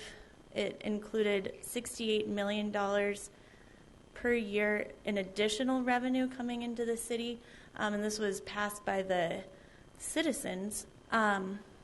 And so if we're looking at what other cities are doing, and we see that they passed a rather large amount of money coming in order to support this kind of health program, I just think, it makes me uncomfortable to think about just adding the service, but not adding the money.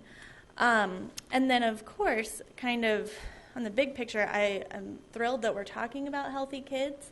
Health of kids is one of the most important things to me. The entire reason that I am here is to work for the future of our kids, and it's what I base all of my decisions on is our kids' future.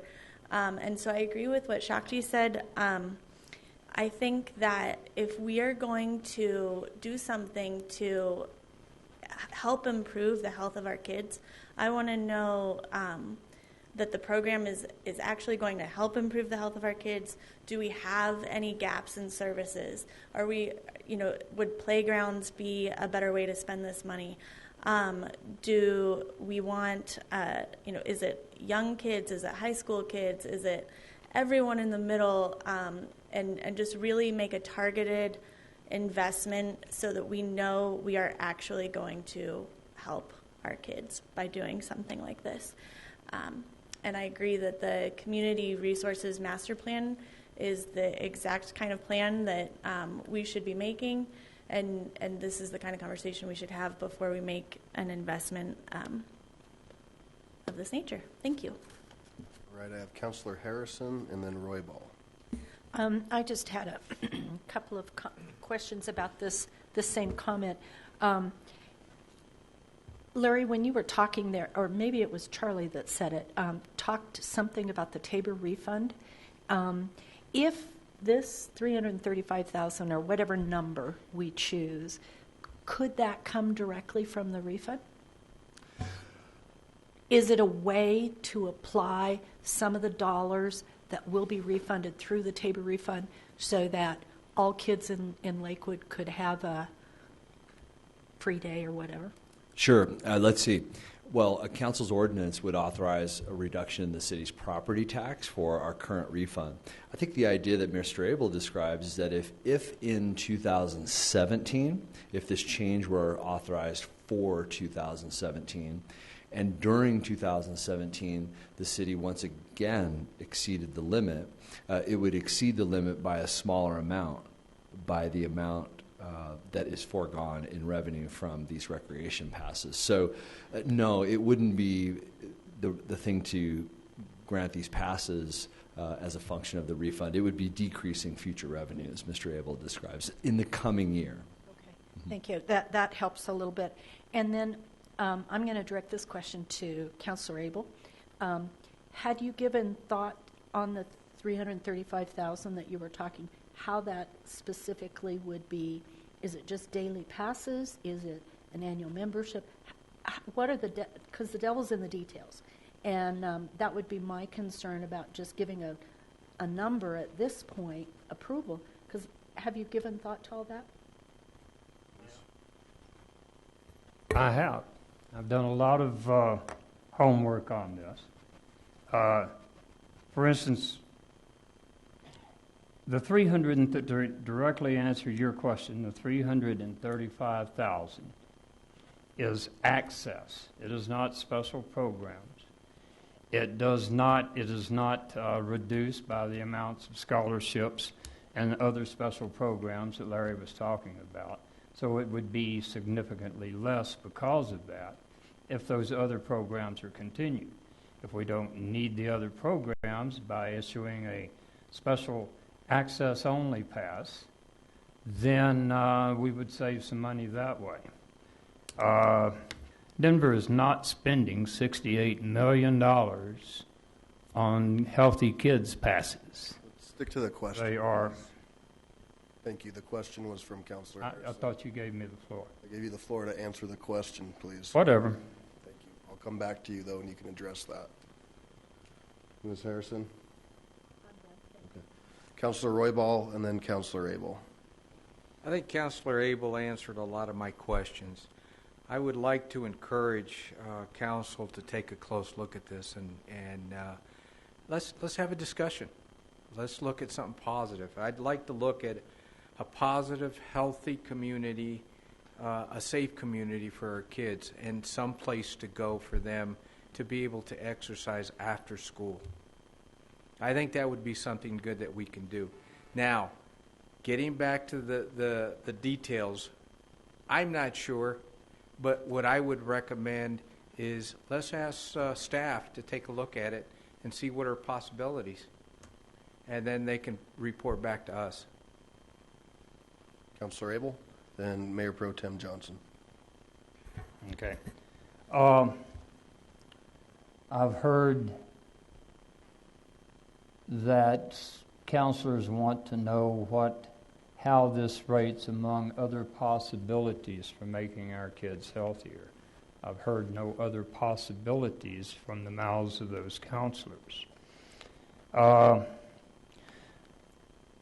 Denver did a $68 million packet, of which I believe $1,500,000 goes toward their park passes, which are much more full access. And pardon me, it's 1.9. 1.9. Thank you. Some years ago, we passed a 50% increase in our sales tax, and it has kept us healthy during the recession and the down years. And I would equate the Denver $68 million package that you referred to that 3A 50% increase in sales tax. And we could use that as the analogy to the Denver's largest. The question about how do we know how much good this investment would do? Have we measured how much good the monies we've invested in solving very needed solutions to food desert questions? We have a community-supported agriculture over at Mount Air Park that's producing vegetables and other healthy foods to be distributed in the food desert area. Do we have a direct measure of that and its success, or do we just assume that because we are providing better food for the tables in that food desert area that it is doing some good? I would say that is the case. I think we can assume that if kids have better access to recreation, it would make them somewhat healthier. I don't know how much empirical evidence you require at this stage. I am surprised that there is concern about something that would benefit kids in their health without question. As for lifeguard costs, it's my understanding that every year we staff lifeguards at the maximum expected need and then trim down from there. So I don't see that there are especially extra costs for lifeguards above and beyond what we're going to add.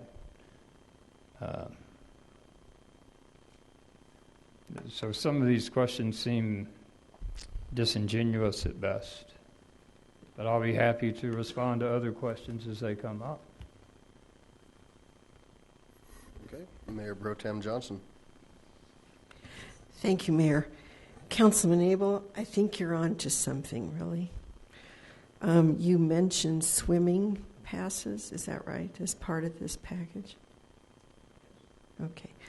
I have a real soft spot in my heart for swimming passes. All of my children were competitive swimmers. It's a great sport. All their friends are clean and smell like Clorox. I loved it as a mother. I'm just wondering, would you be open or consider means testing for passes and perhaps look at giving them to children that have reduced lunches?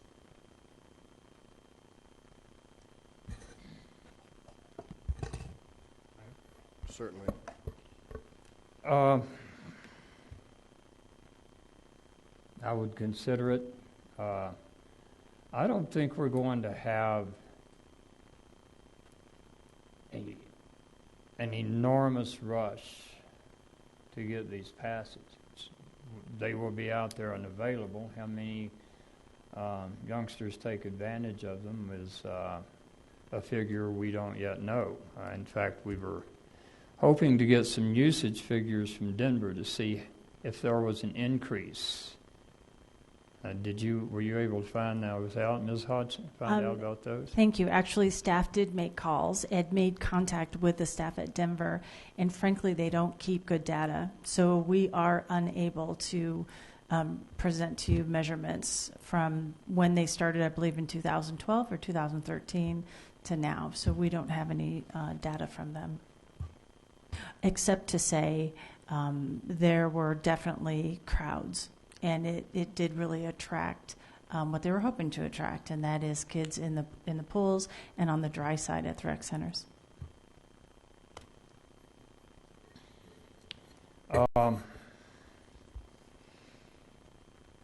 We could wait years and watch the obesity problem grow in our children. I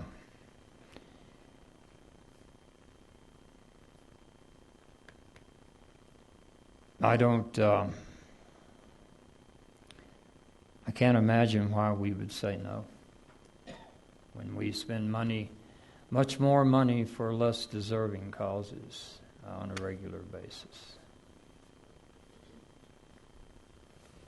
Well, and I guess I would interject a couple things. I don't want to question anybody's judgment of to how they feel about this. I think from what I've heard, everybody seems like it's a good idea. It's more or less the fact that we're going into a planning cycle and we don't really have all the answers for how a program like this would work. And it probably could very well be more than some toiletries and janitorial, to where we really do have some workloads that we're not prepared for. Seems to me that it would make sense to take advantage of the fact that we're starting a community resources master plan in 2017 to take a look at this, take a look at where we might have some gaps in service. It may not just be our youth. It might be seniors. It might be other folks. And let's get a better idea of those trends and a better understanding of what that might look like. I think it's a great idea, and I haven't heard one person say it's not. I think it has to do more with the process. And, I think every dollar that we spend of the taxpayer's dollar, this group takes a look at, and it's meaningful dollars out there. I venture to guess there's not a lot of waste. So a comment about spending less than, I don't see as appropriate to the process. So I'm going to go with Councilor Gutwein, and then I'm trying to stay ahead, Councilor Vincent. Thank you. Yeah, so a couple of other things that we might be able to do. Something I've thought about is we already support the middle school sports leagues program. This is something that's after school. It's at our schools.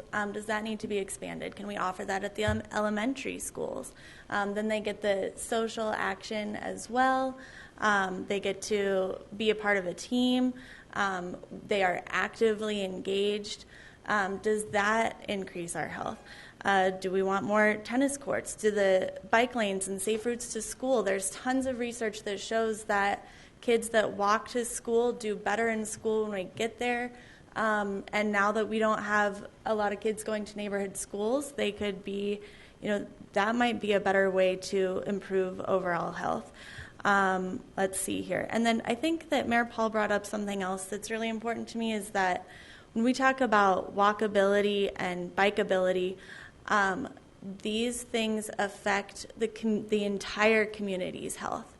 And kids' health is incredibly important to me, but I'm learning, and I've learned from this job, that a healthy community is not just our healthy kids, and there's a lot of ways that we can improve the health of our kids and their parents who are taking care of them, and their grandparents, and all of our Lakewood citizens who don't have kids, and doing things like outdoor exercise equipment and walking lanes.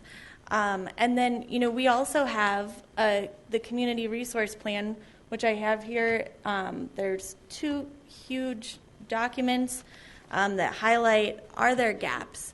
What are the gaps? What are the ways that we can improve the systems? And then we had the sustainability plan, which is something that I participated in, and it has an entire chapter on community health. It has, are there partnerships that we can do with our schools? Do we need to do pop-up recreation activities? Underserved areas. And so I think that, to me, the most important point of this is that when we make a decision and a financial decision like this, we should have the input from the community. We should make sure we understand exactly what need, who exactly we're trying to serve, and that there's tons of evidence and to look at to see which programs actually work. And so all I'm asking is that there is a lot of questions about this. We don't know exactly how many people are going to participate. We don't know how many, there's just a lot of unknowns. I think that we should explore what our community has asked us to do. We should go through the entire planning process, and then we should make a decision so that we can benefit the greatest number of people and have a positive impact for our kids' health. Thank you. So we'll go to Councillor Vincent, then Shakti, then Franks. This is one of those times, unfortunately, when I agree with everything everybody's saying. It's very difficult, and I so agree with the goal on that. And I'm just going to throw out something. What I'm hearing anyway is that people want some additional information, probably so they can go back with their constituents and say, this is what was needed and what was decided. I'm just wondering if we can, so we can address Councilor Abel's getting people in, if we could agree to the pool passes in the summer, which I understand that amount was for outdoor pools only. Is that correct? Correct. And if we could get that in there so we can move forward on that and then make an agreement to whether it's a study session, I don't know how it would look, that we look at the different data and the different information that's coming out. This way I see that our children can get into pools because I do represent an underserved area. And a lot of them can't do that, and I think it's very important, and we need to have healthy kids. But I think we need to look at the data, too, to see what's out there before we spend an additional $300,000. That's what I'm hearing. Council President Shakti. So, Councilor Abel asked about what other opportunities there are. And this is an issue I've looked at a lot. And so when I was running for office, I felt like there was a need for more teen activities.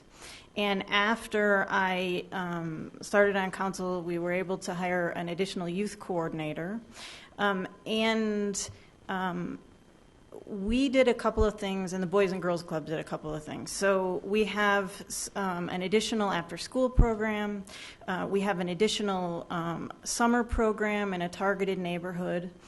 And summer learning loss is a real thing. There's plenty of data showing that giving particularly targeted groups of kids access to enriching activities in the summer has a real effect.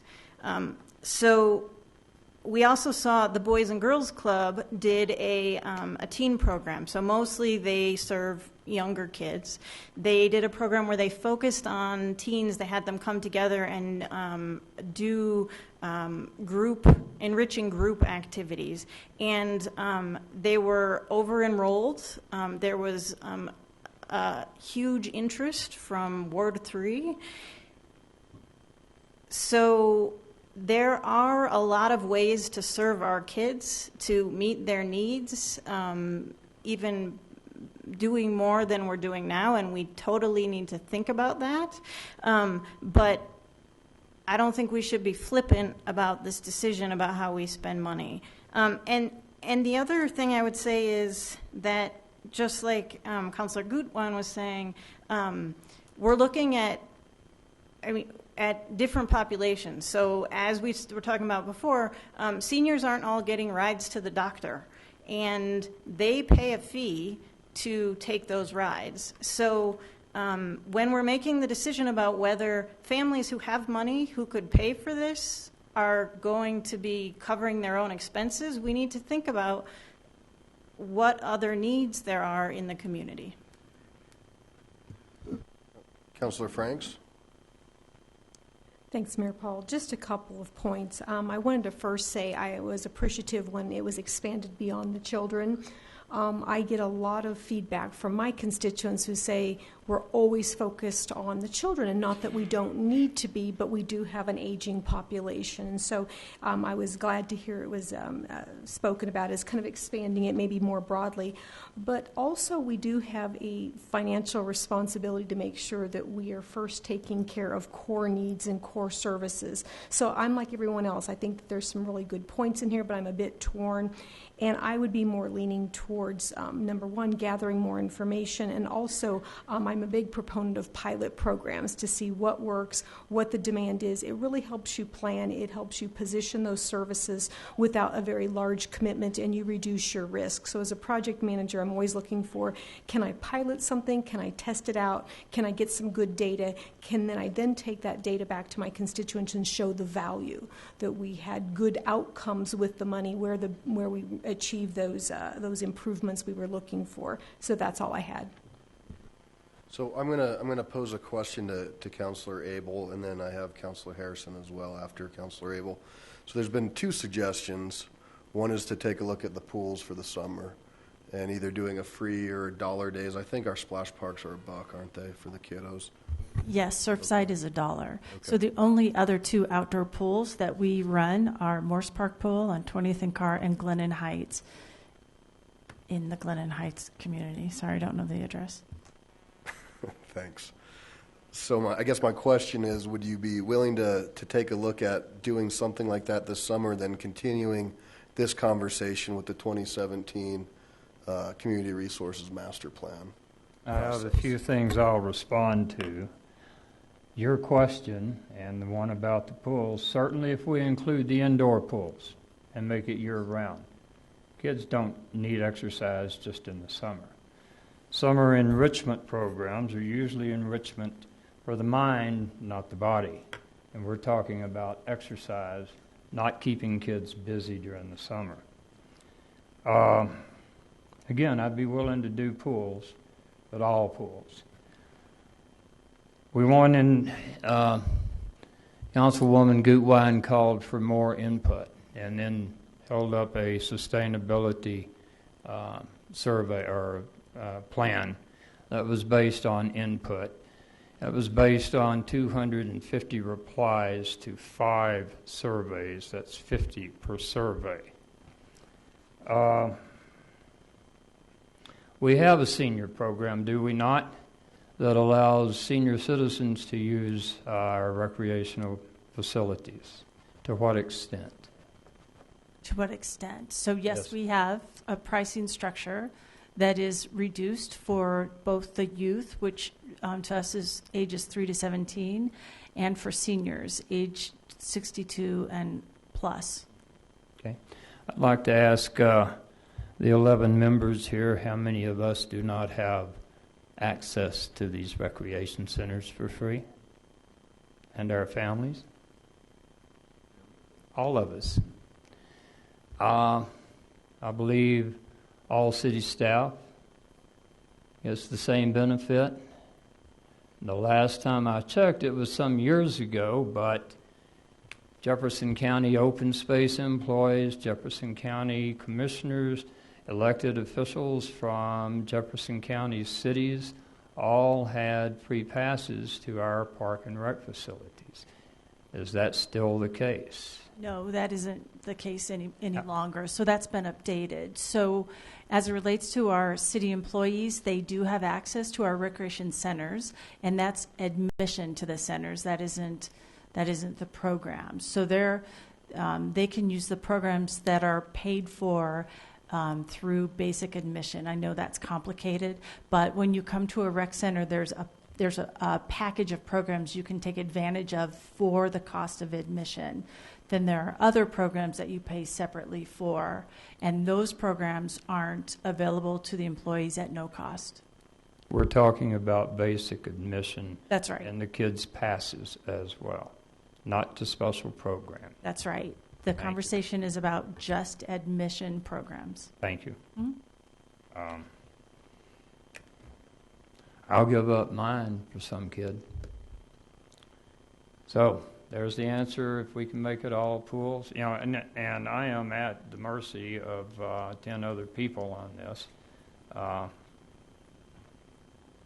I'll settle for what I can get, but I'm very surprised at the tone of this conversation and the reluctance to, and a pilot program I might be willing to do, because as I say, we don't have a Tabor refund vote coming up for 2 years, so we would get the Tabor benefit at least for those 2 years. I think we could make it a pilot program, and I am not opposed to more information. Excuse me? I'm not opposed to more information and a study session, perhaps. Okay, so it seems like everybody who's chimed in feels like this is a good idea and they want to understand it more. So I don't see a reluctance to wanting to go forward. I think there's a desire to want to go forward with better information and a better understanding of what this is and what this isn't, and where could we best utilize it. Is it this process or not? We don't know.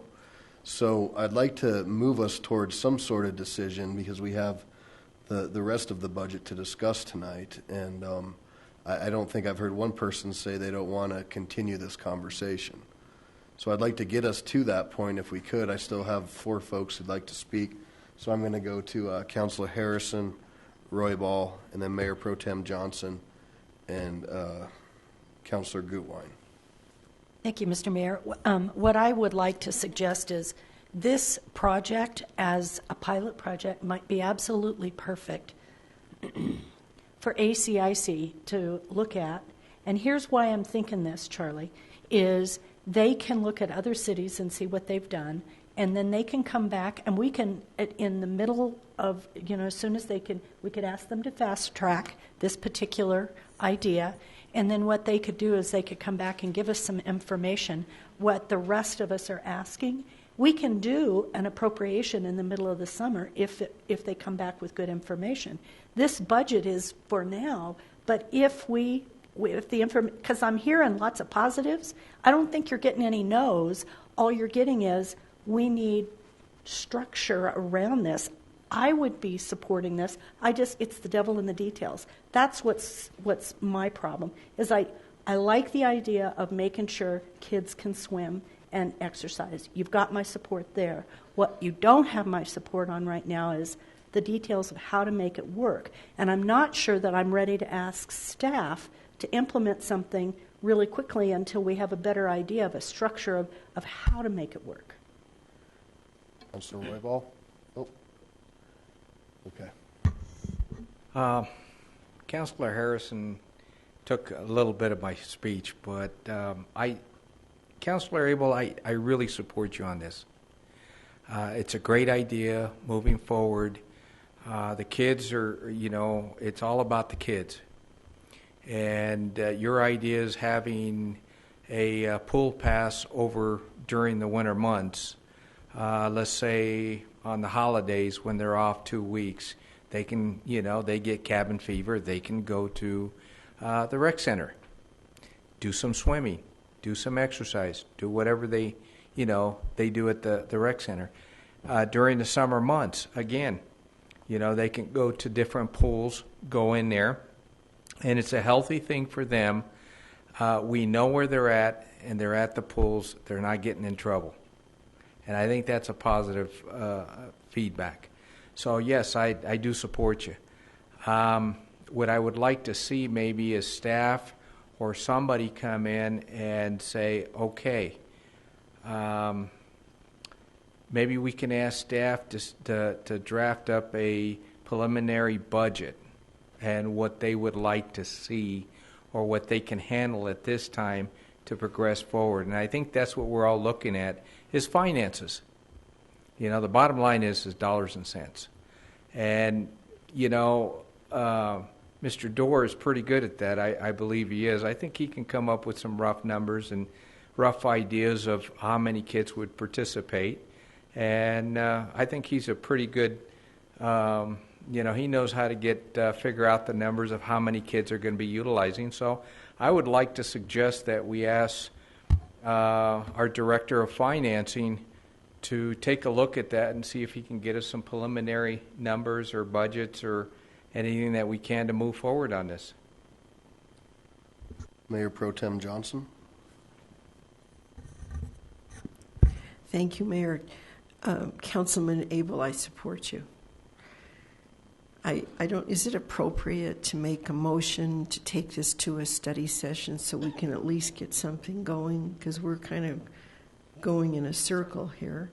And, if that includes a pilot program, my concern taking it to ACIC, and even if you fast track it, sometimes that doesn't go as fast as we'd like. And I learned personally from the grocery cart issue, it took about 1.5 years, and the recommendations that came up there were more that could have come out of it. So I'd like to see us, we've got great thoughts up here, have a pilot program, maybe even look at means testing. I don't know if it's a budget issue, and at the same time ask our finance director to come up with some numbers, but I'd like to see us move forward on this, and if I can make a motion, if it's appropriate, to somehow move forward.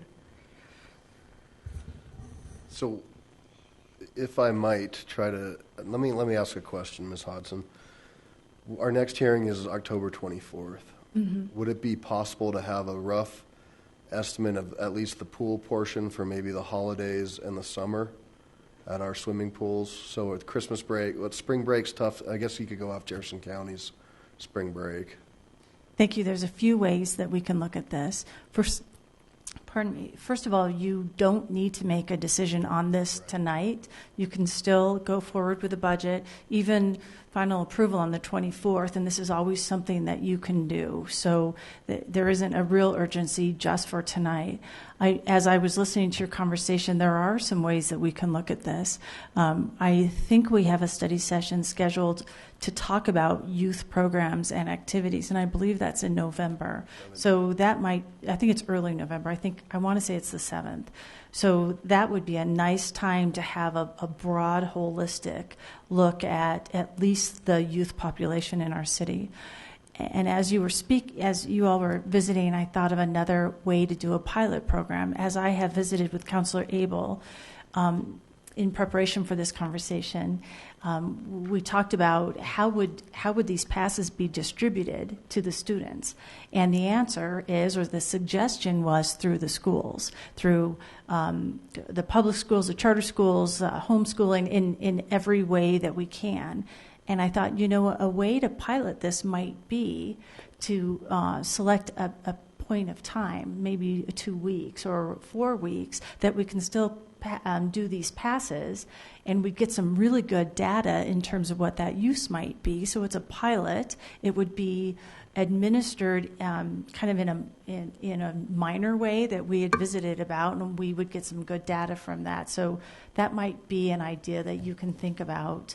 And that would give us, again, some good data in terms of what that use might be, how we staff up for that, or if we need to staff up for that, and any other unintended kind of consequences that may come from that. So that's a thought as well. So if you want, you can think about this, talk to constituents. My recommendation is wait until our study session on the 7th, which isn't far away. That's less than a month. And then you can make these recommendations, and we can always make this adjustment to the budget individually. This is a pretty significant change and an exciting one. So that's a recommendation, or at least a thought. Councilor Gutwein, then Councilor Abel, then Council President Shakti. Thank you. So just wanted to quickly clarify, this is actually the sustainability plan that I was holding up earlier, which had over 400 participants and 33 meetings and lots of work that went into it. But also, I guess just to kind of back up about, I might be one of the only ones up here who's recently attended free days for kids at the zoo, for example, and then I used to when Chet and I first moved here, we couldn't. We used to go to the Dollar Days all the time that are in the Foothills Recreation Center at the pools. So I 100% want to support and do something great for kids. And I do really appreciate all of the many programs and all of the other things that we've done as a community to support healthy kids, and would like to just continue having a conversation, making sure we're doing it the right way. Thank you. Mr. Abel. I just want to make sure that everyone knows we have touched a lot of the bases you're talking about. Staff didn't come up with these numbers off the top of their head. They talked to Denver, which is, as far as I know, the only other city in the metro area that has this program. What other cities would we reach out to? I'm in no big hurry. I would like to see us do something. We're coming into winter time, a time when most kids don't exercise. Swimming on the day after Thanksgiving and a couple of days around Christmas and New Year's is not going to keep kids healthy. It'll give them a diversion for a few days. This is not about diversion. This is not about daycare. This is about making sure our kids are healthy. And there is no time limit on that. I like more information, certainly. But I would like to know that my fellow counselors are going into this with an open mind. And I would not at all be satisfied with a few days this winter and then open 2 pools for folks next summer. I think we need to see to more than swimming. We're charging kids $3 an hour apiece to play tennis, and that seems to me to be burdensome. So, but I will go with the wishes of council. So let's go forth with and see if we need to do a vote, we'll do a vote, or if we can have consensus off of what Council President, or I'm sorry, Mayor Pro Tem Johnson suggested, and move this towards a study session, which would be November 7th. Would there be enough time to have some more information and look at things that we might be able to go into in parallel with the Community Resources Master Plan that is being undertaken? Yeah, so on your calendar is a presentation and overview of youth services. So that would be the time we can do kind of that holistic look. And Councilor Abel, we can also give a deeper explanation of what we've learned from the City and County of Denver as it relates to implementation of this program. It passed in 2012, so whenever it was actually implemented, I'm guessing 13. So that may be some good information for you as well. We can make sure that's available. So that's acceptable? Sure. Okay. So is that, all right. Okay. Council President Shakti, did you want your lights on? Okay. I want to clarify that that study session will be. So first, I want to thank Councilor Abel for pushing this issue. In that, it's important to make sure that we're doing what we can for kids. And I hear what you're saying about you want us to have an open mind, and I will come with an open mind. It's important to me that the study session is answering the broader question of what's the best way to meet kids' needs, and this solution of passes to the rec center is a part of that conversation, so that we can figure out the best route moving forward to help our kids. Yeah, thank you. So at our study session, we tried to break this down into different departments And if we could maybe continue on that theme and start with questions, I'm going to put the police chief on the spot first. If we could start with any questions from council pertaining to the budget in the police category. All right, Councilor Franks. And this may already be addressed in there, but I know that we say now that we're fully staffed up on our code enforcement. And I know there's been some talk earlier about better communication between the groups that handle things like off-leash dogs and waste and that. And I wanted to see if there was any granularity in the budget that kind of addressed maybe those communication systems which would allow for better communication so we can see where we've got challenges and where we have repeat offenders on those types of issues. It's good. That's a good question, Counselor. I'm not sure I quite understand it. We have as far as communication, we have a very robust communication system in the police department. We have a records management system that we all have access to. Code enforcement has access to. Animal control has access to. Police agents, detectives. So every person we contact that we document something about, we have a documentation with, is into that system. So somebody in code enforcement can check that system daily or whenever they need to see what other types of contacts somebody may have. So, for example, if you go to a house where there's a complaint about weeds or some type of code enforcement violation, they can check that address, check that name of that individual, and see whether there's related issues with, say, for example, dog at large, off-leash dogs, those kind of things. Does that answer your question? I apologize. It does. No, and that kind of tie in. I'll send you a couple example emails where it seemed to be that the information coming from city staff was that there was an information disconnect. And again, we don't need to go into, I'll give you a couple examples, but I just wanted to see if you had if you felt that you had the right communication tools in order to allow those departments to be able to share information. Sure. Thank you. And we besides this, we have regular staff meetings with all our different staffs in patrol and investigations, and code enforcement attends a lot of these meetings. So there's a lot of information that's shared that may not be formalized. So, but thank you if you'd send that to me. And Councilor Franks, that's a great question. Do you think it may have had to do with we were down a crime analyst for a certain amount of time? I know we were having some trouble pulling some of that data. Do you think that was part of it? And we're full board there now, correct? Yes, sir. We have both. We're fully staffed with our crime analysis unit. Okay. Any other questions for Chief McCaskey? All right. Thank you, sir. Appreciate it. Public Works, Mr. Hutchison. Any questions from council? Mayor Pro Tem Johnson. Thank you, Mayor.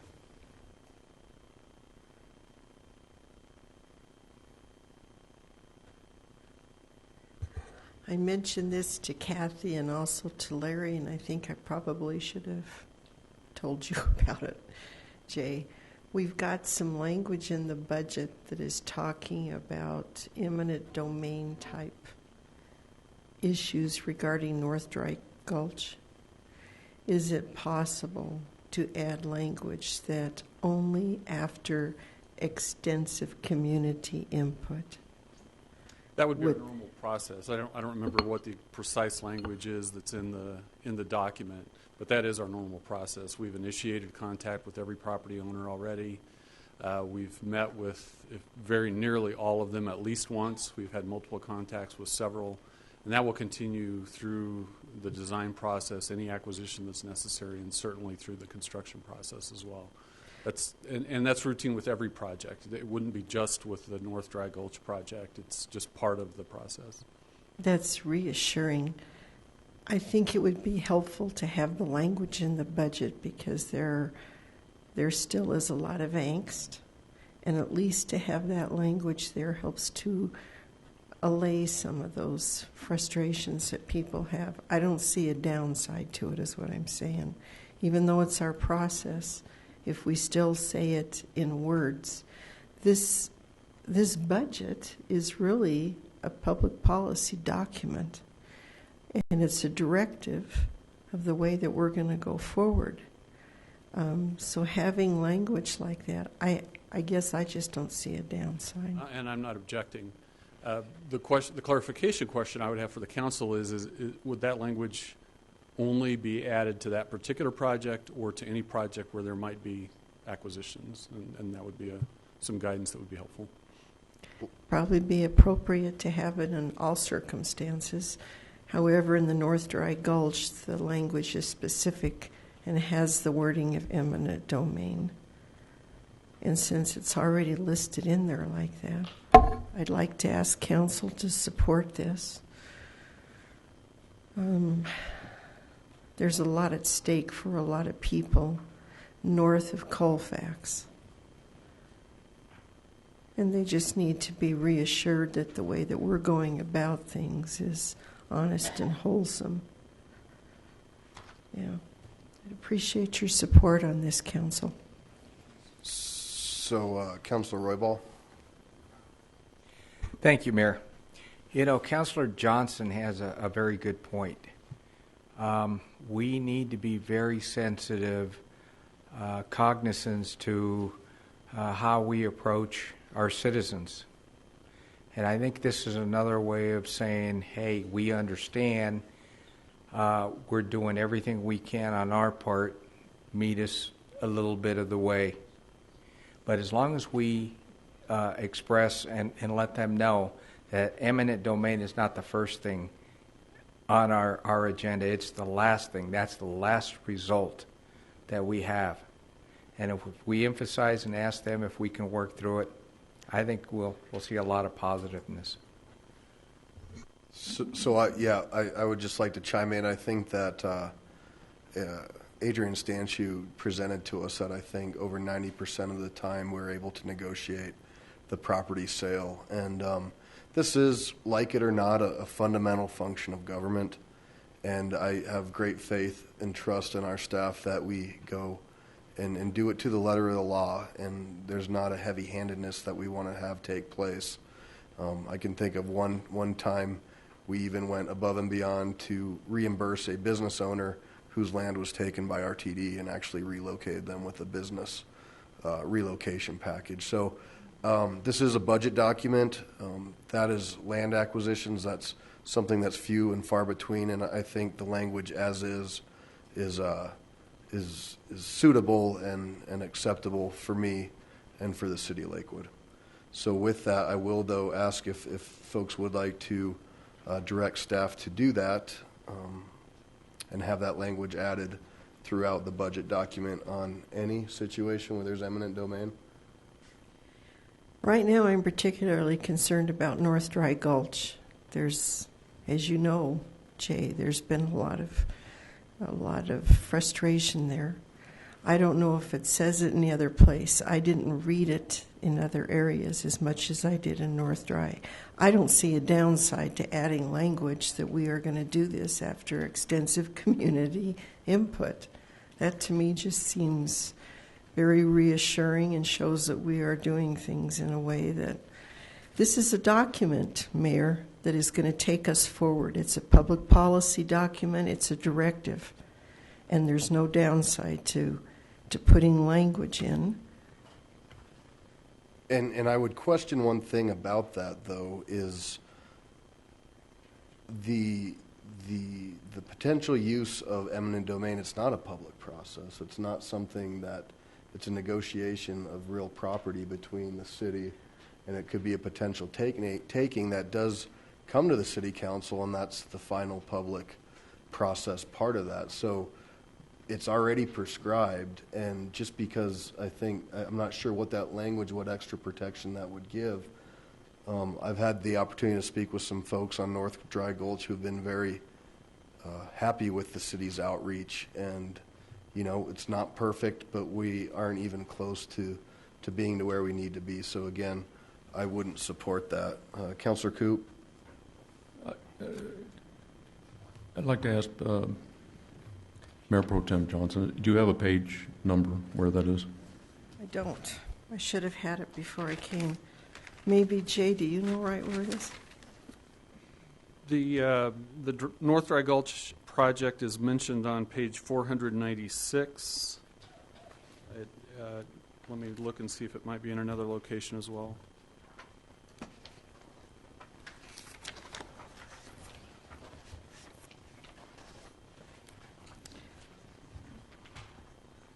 I can read it here. It says this program will design acquire property rights if needed.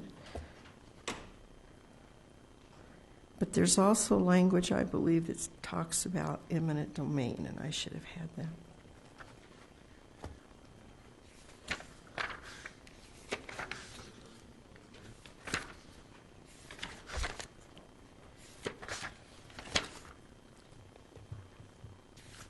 If needed.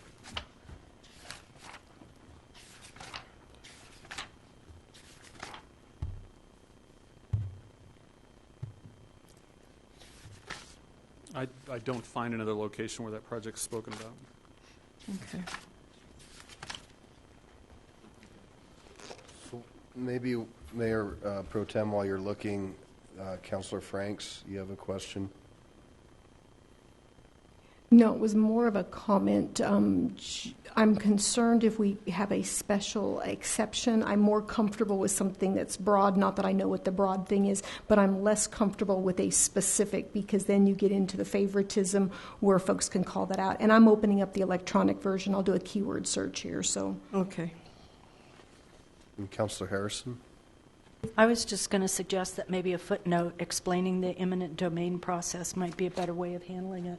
And then that way it's across the board with everything, and it's explained. And whether it's the North Dry Gulch process or any other process, it would be a footnote in here that would explain the process. And then it gives the citizens the information. That might be an easier way to handle it. It's a nice suggestion. Mr. Cox, did you want to? Well, we've been talking along the same lines to make sure that the language is applied the same way to any reference, if it needs to be referenced at all. It would be nice if there were a definition section where you could say eminent domain as used in this document means.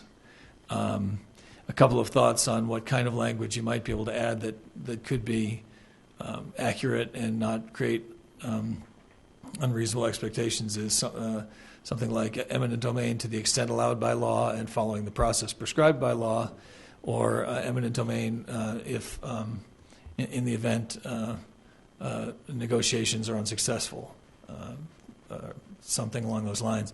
Because I think that's the point. It is an individual negotiation rather than a community input type situation when you're talking about a particular property being acquired. So I'd be concerned about using the phrase community input or public process, but I think we could say something that just indicates it's following a negotiation process or subject to the process that's prescribed by law. So I imagine there's a Colorado revised statute that outlines, and maybe it could mention, or is that too? I wouldn't expect the typical reader to follow the link to a statutory site, but we have... With a summary, though, if we had a short summary and had, at least where it was quoted, because, I mean, it's pretty easy now to just Google those numbers. And Sure. The process that we've used and used recently to authorize the negotiations and ultimately that process, those documents, the resolutions and ordinances that we use have a pretty good explanation of how it works and what the steps in the process have to be. So certainly we can come up with something that summarizes it in a few words and in terms that folks can understand. 289. Ms. Frank said 289. Thank you for your electronic search.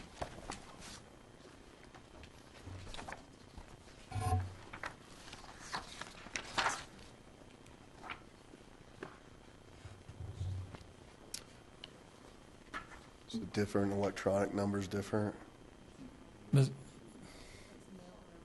Mr. Mayor? Yes, sir. I guess it's all a matter of terminology. I was looking for definitions. We do have a glossary, Mr. Dorr reminds me, and that has definitions for a number of terms. So we could in there have an entry for eminent domain and describe the process or reference the source of authority for that process.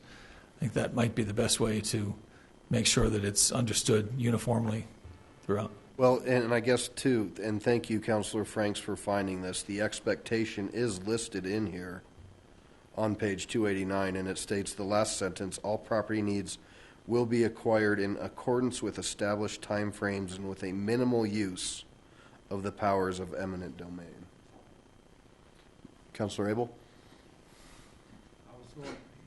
Pardon me. I was going to suggest that we use something a little more friendly and warmer than just a citation and quoting the Colorado statutes, and I think that this verbiage works fine. Can we reference that as a footnote on the pages where we have the use? And elsewhere we refer to property acquisition as opposed to the words eminent domain. So if we could footnote that on each of those pages, that might serve the purpose. Is council cool with that?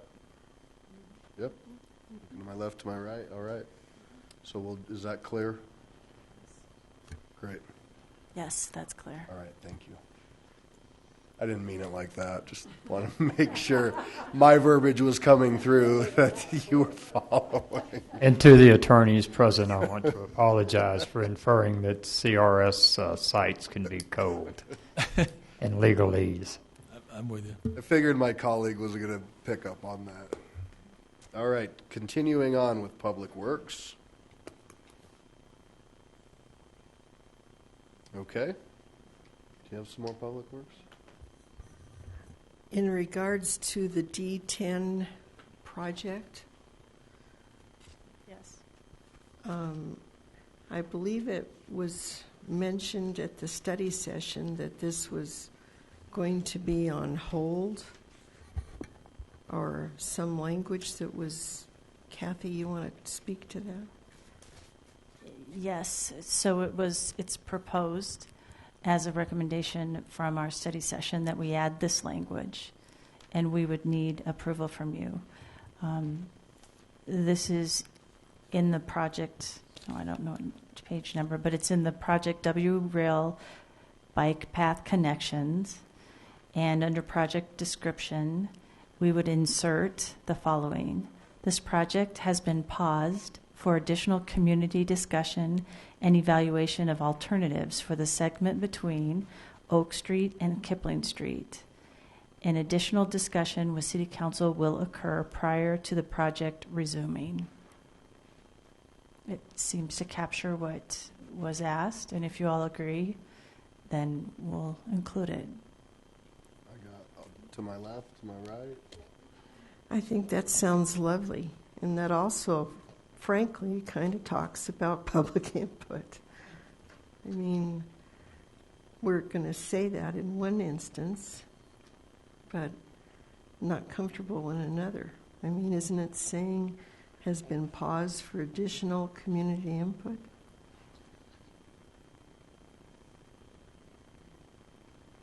I guess, to me, we're sending a mixed message. We're willing to put it in one area and not in another. I just don't see a downside to putting the language with extensive community input in. Yeah, as I see it, the difference is that this is talking about alternatives to this proposed project rather than should this individual piece of property, can we reach an agreement on negotiated value, or do we have to resort to the other practice of eminent domain? So I think it is a little bit different. The community input is on the project level rather than the individual properties. But I think we've agreed that we'll put some language in regarding eminent domain and what it means in layman's terms. And so, Councilor Coop? I have a question about the funds for this section of bike path, possible bike path. Is that we're leveraging funds from another outside source? Yes, that's correct. For the W Rail Bike Path Connection project, which includes two segments, And it's on page 469 for those who want to look. It includes $480,000 of city capital improvement fund money and $1,920,000 of federal funds. Okay, and this is no way questioning whether this should be stopped or go forward. I'm not questioning that whatsoever, but is there a time when those additional funds are going to go away? Yes. Fortunately, it's not imminent. I think with the efforts to have the additional discussion will not cause that to happen. Okay, that's all I wanted to know. Thank you. Councilor Abel. The bike path, there's a new development also in this budget around possible acquisition of park property that could lessen the cost of that bike path altogether by rerouting. So, secondly, Mr. Cox, I believe there are, correct me if I'm wrong, Mr. Hutchison, but there are two possible scenarios for the North Dry Gulch project as well. So, given that that has not been determined as far as I know which of the two we would be using, I think that the comparison with the bike path is rather appropriate. And I think that's fine. I think the difference here is that we're talking about this project being placed on hold, and the language explains why that is. I don't know that that's not the case, apparently, with the Dry Gulch.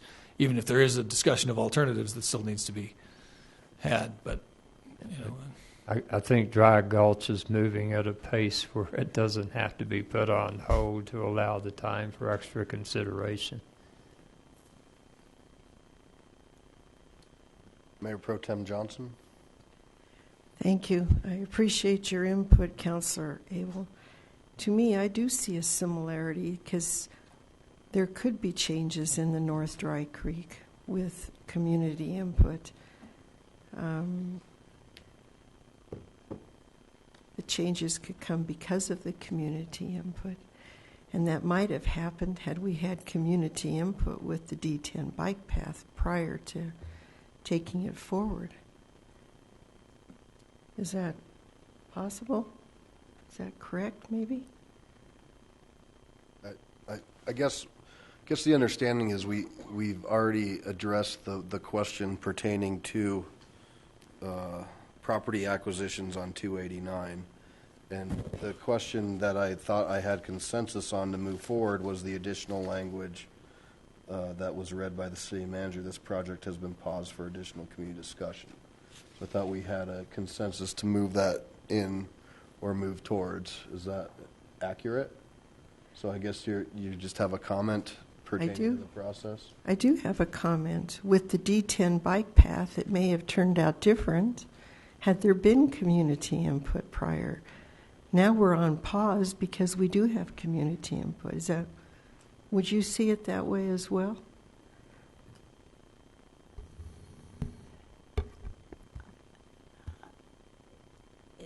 We're on pause because we've heard from citizens since the design that that has expressed some real concern about the design and the impact on private property. So as a result of that, we're looking at other alternatives that may have a different impact on private property. So that's where this is now, and where staff is working at being able to provide options that you can look at, and there will be public process to talk about those options as well. So that's why the project is on pause, because the original design and because of what we heard from the citizens was concerning, and we said, let's rethink this and see if there's another way to do it. Does that answer that? So that's why it's on pause. I understand that. However, had we gotten community input prior to going forward, we may have been looking at a different process or a different plan altogether. And to me, that's what's in common with the North Dry Gulch. If we get public input ahead of time, and have extensive community input prior to both of these projects have got eminent domain on the table. Yeah, so as it relates to the actual design of North Dry Gulch or Dry Gulch, that will entail, and as Jay said, that has included public conversation, and that will continue. It's different, though, when there's actually an action around property acquisition, and so that's different than the actual larger design and where the drainage area would go and what that design may be. So I think we're talking two different things here. And so the reason for the pause on the D10 trail is we're relooking at that design. We're relooking at where exactly that trail could be and what are the impacts of that trail going east-west along that corridor. Councilor Abel? Again, there are, the last I heard, 2 possible plans for North Dry Gulch. Each includes a varying amount of property acquisition. One would require less property acquisition, but may be more complicated in other ways, maintenance-wise. The other, the open ditch, would require more property acquisition. So I don't recall a decision being made on which of those 2 designs will be the final one we choose. So, unless I've missed something, Mr. Hutchison, I have heard one referred to as a preferred plan. I don't know who prefers it, but there are 2 out there that have varying degrees of property acquisition. So it does seem to have some similarity with the pause on the bike plan, although this doesn't need to be paused again because it's the pace the project is moving at which the project is moving is we still have time to consider and make a final decision on which of those 2 plans. But I'm not sure that the same language would necessarily apply on North Dry Gulch, and I'm wondering if the footnote might not be acceptable there, where we need the larger explanation on the D10 path. But that's... Well, the D10 path has already gone farther down the road, and that's why we're on pause, because folks didn't understand what was going to happen till it was happening. Sure. That's what I want to avoid on North Dry Creek, that we get input prior to having so much frustration and anger, frankly. I can say I think it's been duly noted to staff that this is an important process and appreciate those concerns. And at a high level, we're still at the policy level, not the designers of the Gulch plan. And I'm sure that we'll continue to have those and appreciate staff's work with the community to make that project continue to move forward, which will continue to have an active role in that process. Anything else for Public Works?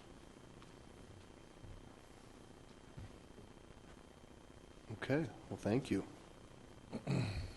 The fun stuff, community, well, it's all fun, my apologies. Except for IT. Just kidding. Kidding, Mark. Just kidding, Barb. We're excited that Ms. Franks is here tonight because we might get some questions for you. So, community resources. Are there questions for community resources? Mr. Abel. Did I mention the kids' park and rec passes? Could you please elaborate to us a little bit more? Get the coffee going. So I guess I would just have one thing to say in community resources, and this is maybe a conversation that we could have, and it might tie into the master plan. But I think we've heard from plenty of council members that there is some want to figure out a way to have the Loveland House find its way into some sort of inventory. And that may not be for this book right here, but to continue as we go forward and to potentially look at other partnerships, I think that would be a meaningful project. Councilor Vincent? I agree. Councilor Abel? I'll double down on that. But I believe the point you make about it may not be part of this document here. I think we need a full-blown study session, certainly on the Loveland House, but it is probably the most important remaining unprotected structure in Lakewood. Yes, ma'am. Just like to say, too, that it's high on Jefferson County's list also. I think they've designated as the #1 structure. All right. Anything else community resource related? All right. IT. Go Barb. Councilor Franks. Really, the main thing that I wanted to talk about is just making sure that our IT group has the right resources to kind of expand those search functions and that. I'm continuing to get contacts from constituents, and I have to kind of help them figure out what terms to put in, kind of how to go. And again, if we're going to make our citizens kind of self-sufficient and they can get the information they need, I just want to make sure you have the resources in there to make those changes. I believe we do. We're going to make that a 2017 governance item for discussion. So we'll have to see how that ends up in the prioritization of all the other investment opportunities. Okay. Councilor, you're not done yet. Councilor Abel. 2? Whoa. Again, I have concerns about the practice of folks getting into our system and holding it for ransom, and I want to make sure that we have adequate dollars in here to make the security certain. That's correct. We're making security more and more of a priority. It's not a matter of if it's going to happen, it's a matter of when, and so we're doing everything we can. We're going to add more staff to the security effort beginning next year. So, yeah. Thank you. Thank you, sir.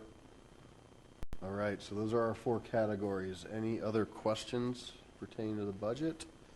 If not, I would entertain a motion to set the public hearing to move it forward to the 24th, please.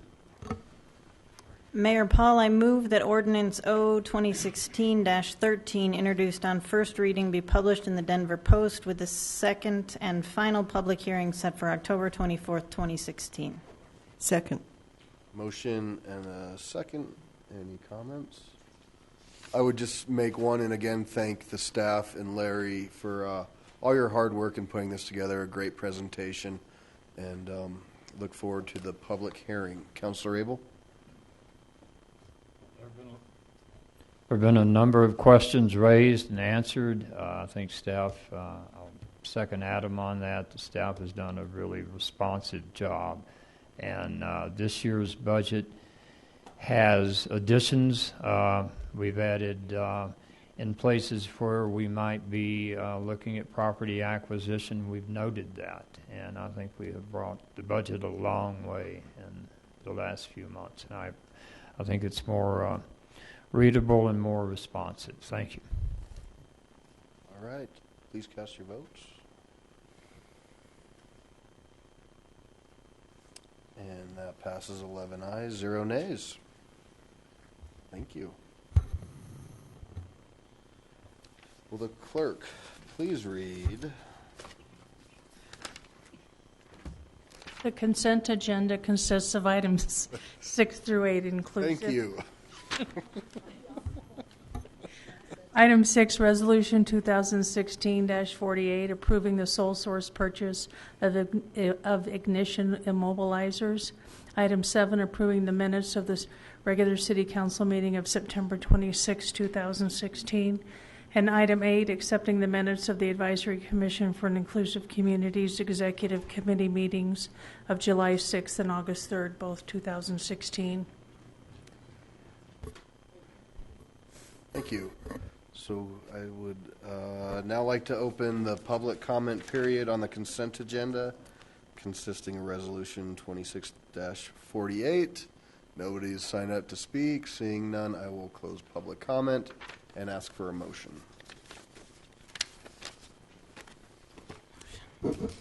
Mayor Paul, I move for approval of the council minutes, for acceptance of the minutes of boards and commissions, and for adoption of Resolution 2016-48, all of which are included in the consent agenda items introduced into the record by the city clerk. Second. All right, a motion and a second. Any discussion? Councilor Wickman. I'm not going to ask the question, so please don't stand up. But I am going to make the comment I made last time. I'm concerned about this use of sole source. I think process-wise, we should always use a bid. Having said that, I trust you did the right job. End of discussion. Thank you, sir. Please cast your votes. Oh, I'd vote too. And that passes 11 ayes, 0 nays. Thank you, Division Chief Becker and Chief McCaskey, for hanging out with us. And now we'll go to an executive report. Ms. Hodson, you thought you might have something, but you might not. I have no report. All right. I would just like to comment on a couple things. I'd like to welcome our colleague, Mayor Pro Tem Johnson, back from her vacation. She has been on an airplane for a long time and made it out tonight, so you're doing a good job. Thank you. And Cider Days was a great success. A lot of folks, a lot of fun. Thank you for that. And then I also had the opportunity to drop by the community cleanup. So thank you to our all the staff who participated in that. There were a lot of old televisions out there, so it was a great event for the community. Mayor Pro Tem Johnson. Thank you for those kind words. I appreciate them. My husband and I did go to France, and just for the rest of the story, one of my favorite melodies is Starry, Starry Night. That was to memorialize the beautiful painting that Van Gogh painted in Ariel when he was standing on a bridge. When it was painted, there was no light. He had a hat on with candles in order to see his paints and brushes. Now you know the rest of the story. Fun. Thank you. Council President Shakti. A few things. The planning department has movies that they're showing on the next 3 Tuesdays at noon in the Cultural Center. And we do this every year, and these are on, this year it's on architecture.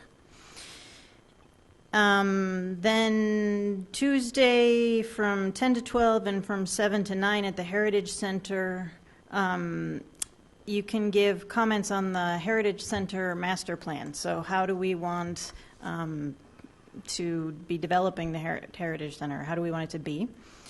I noticed coming in here today some employee shared bikes, which is cool.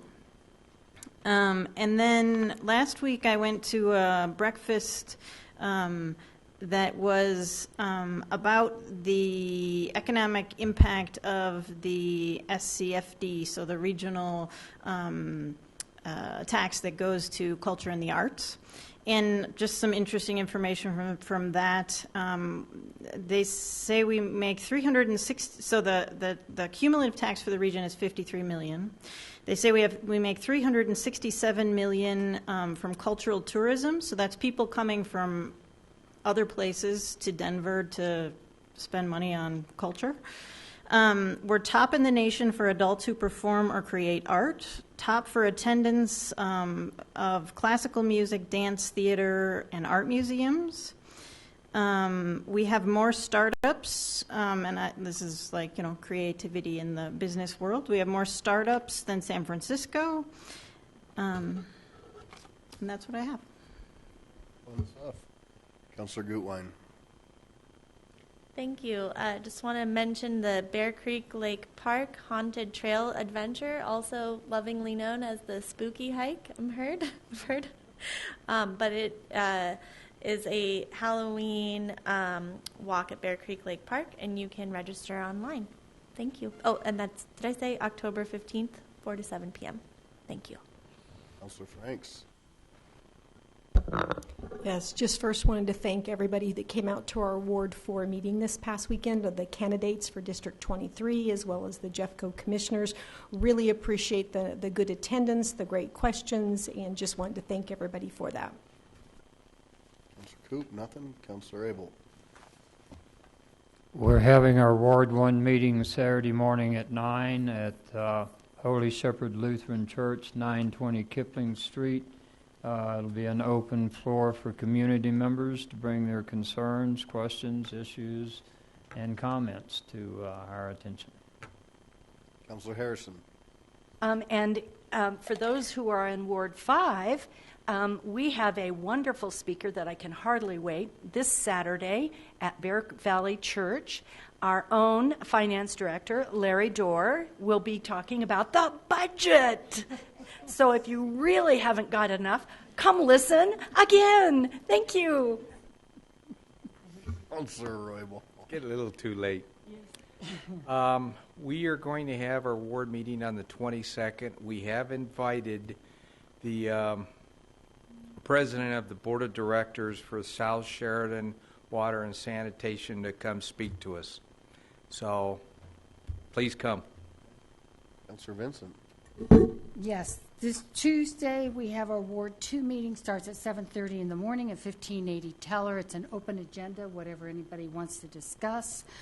The 13th, which I think is Thursday, is the Morris Park annual meeting, and that's at the Clements Center. And yes, it does start at 7 o'clock.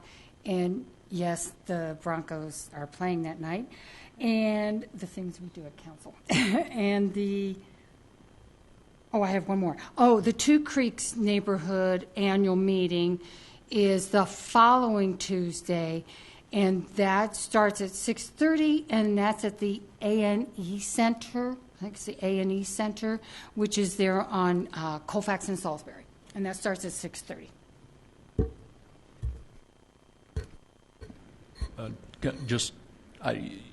You may have read it wrong. It's our meeting is Wednesday. Not Tuesday. It's Wednesday, not Tuesday. Thank you. And I'm scheduled to go to that Morris Park event. Mayor Pro Tem, what are you doing on Thursday night at 7 p.m.?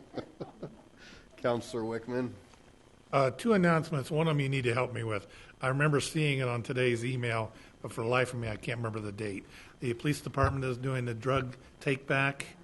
Does anybody know the date? October 22nd. Okay, very good. The other one I do know is there's going to be a public meeting to discuss the possible annexation of the southern part of Rooney Valley. And that will be on Thursday, October 20th at 6 o'clock at the Red Rocks Baptist Church. Those are the announcements. Now, I have a couple questions, which I don't expect an answer today, but in a couple weeks I'll follow up on it. Some people are starting to come out interested in running for council next year. So I'm getting a couple questions, two questions so far. Number one is we're looking for a confirmation that Ramey would be eligible to run for another term. The second question is, if somebody runs for office, do they have to accept a salary? They're interested in running gratis. Like I said, I'm not looking for an answer right now. Thank you. Thank you. Anything else, Ms. Greer, Mr. Cox? Anything else for the good of the order, Ms. Hodson? I do have one more thing, and I just wanted to make sure I thanked our finance director, Larry Dorr, and all of his staff, as well as the budget coordination team, for their great talent and skills. I respect them greatly and appreciate all their work. All right. Well, thank you to our agents for hanging out with us tonight, keeping us safe, and we are adjourned at 9:43 p.m.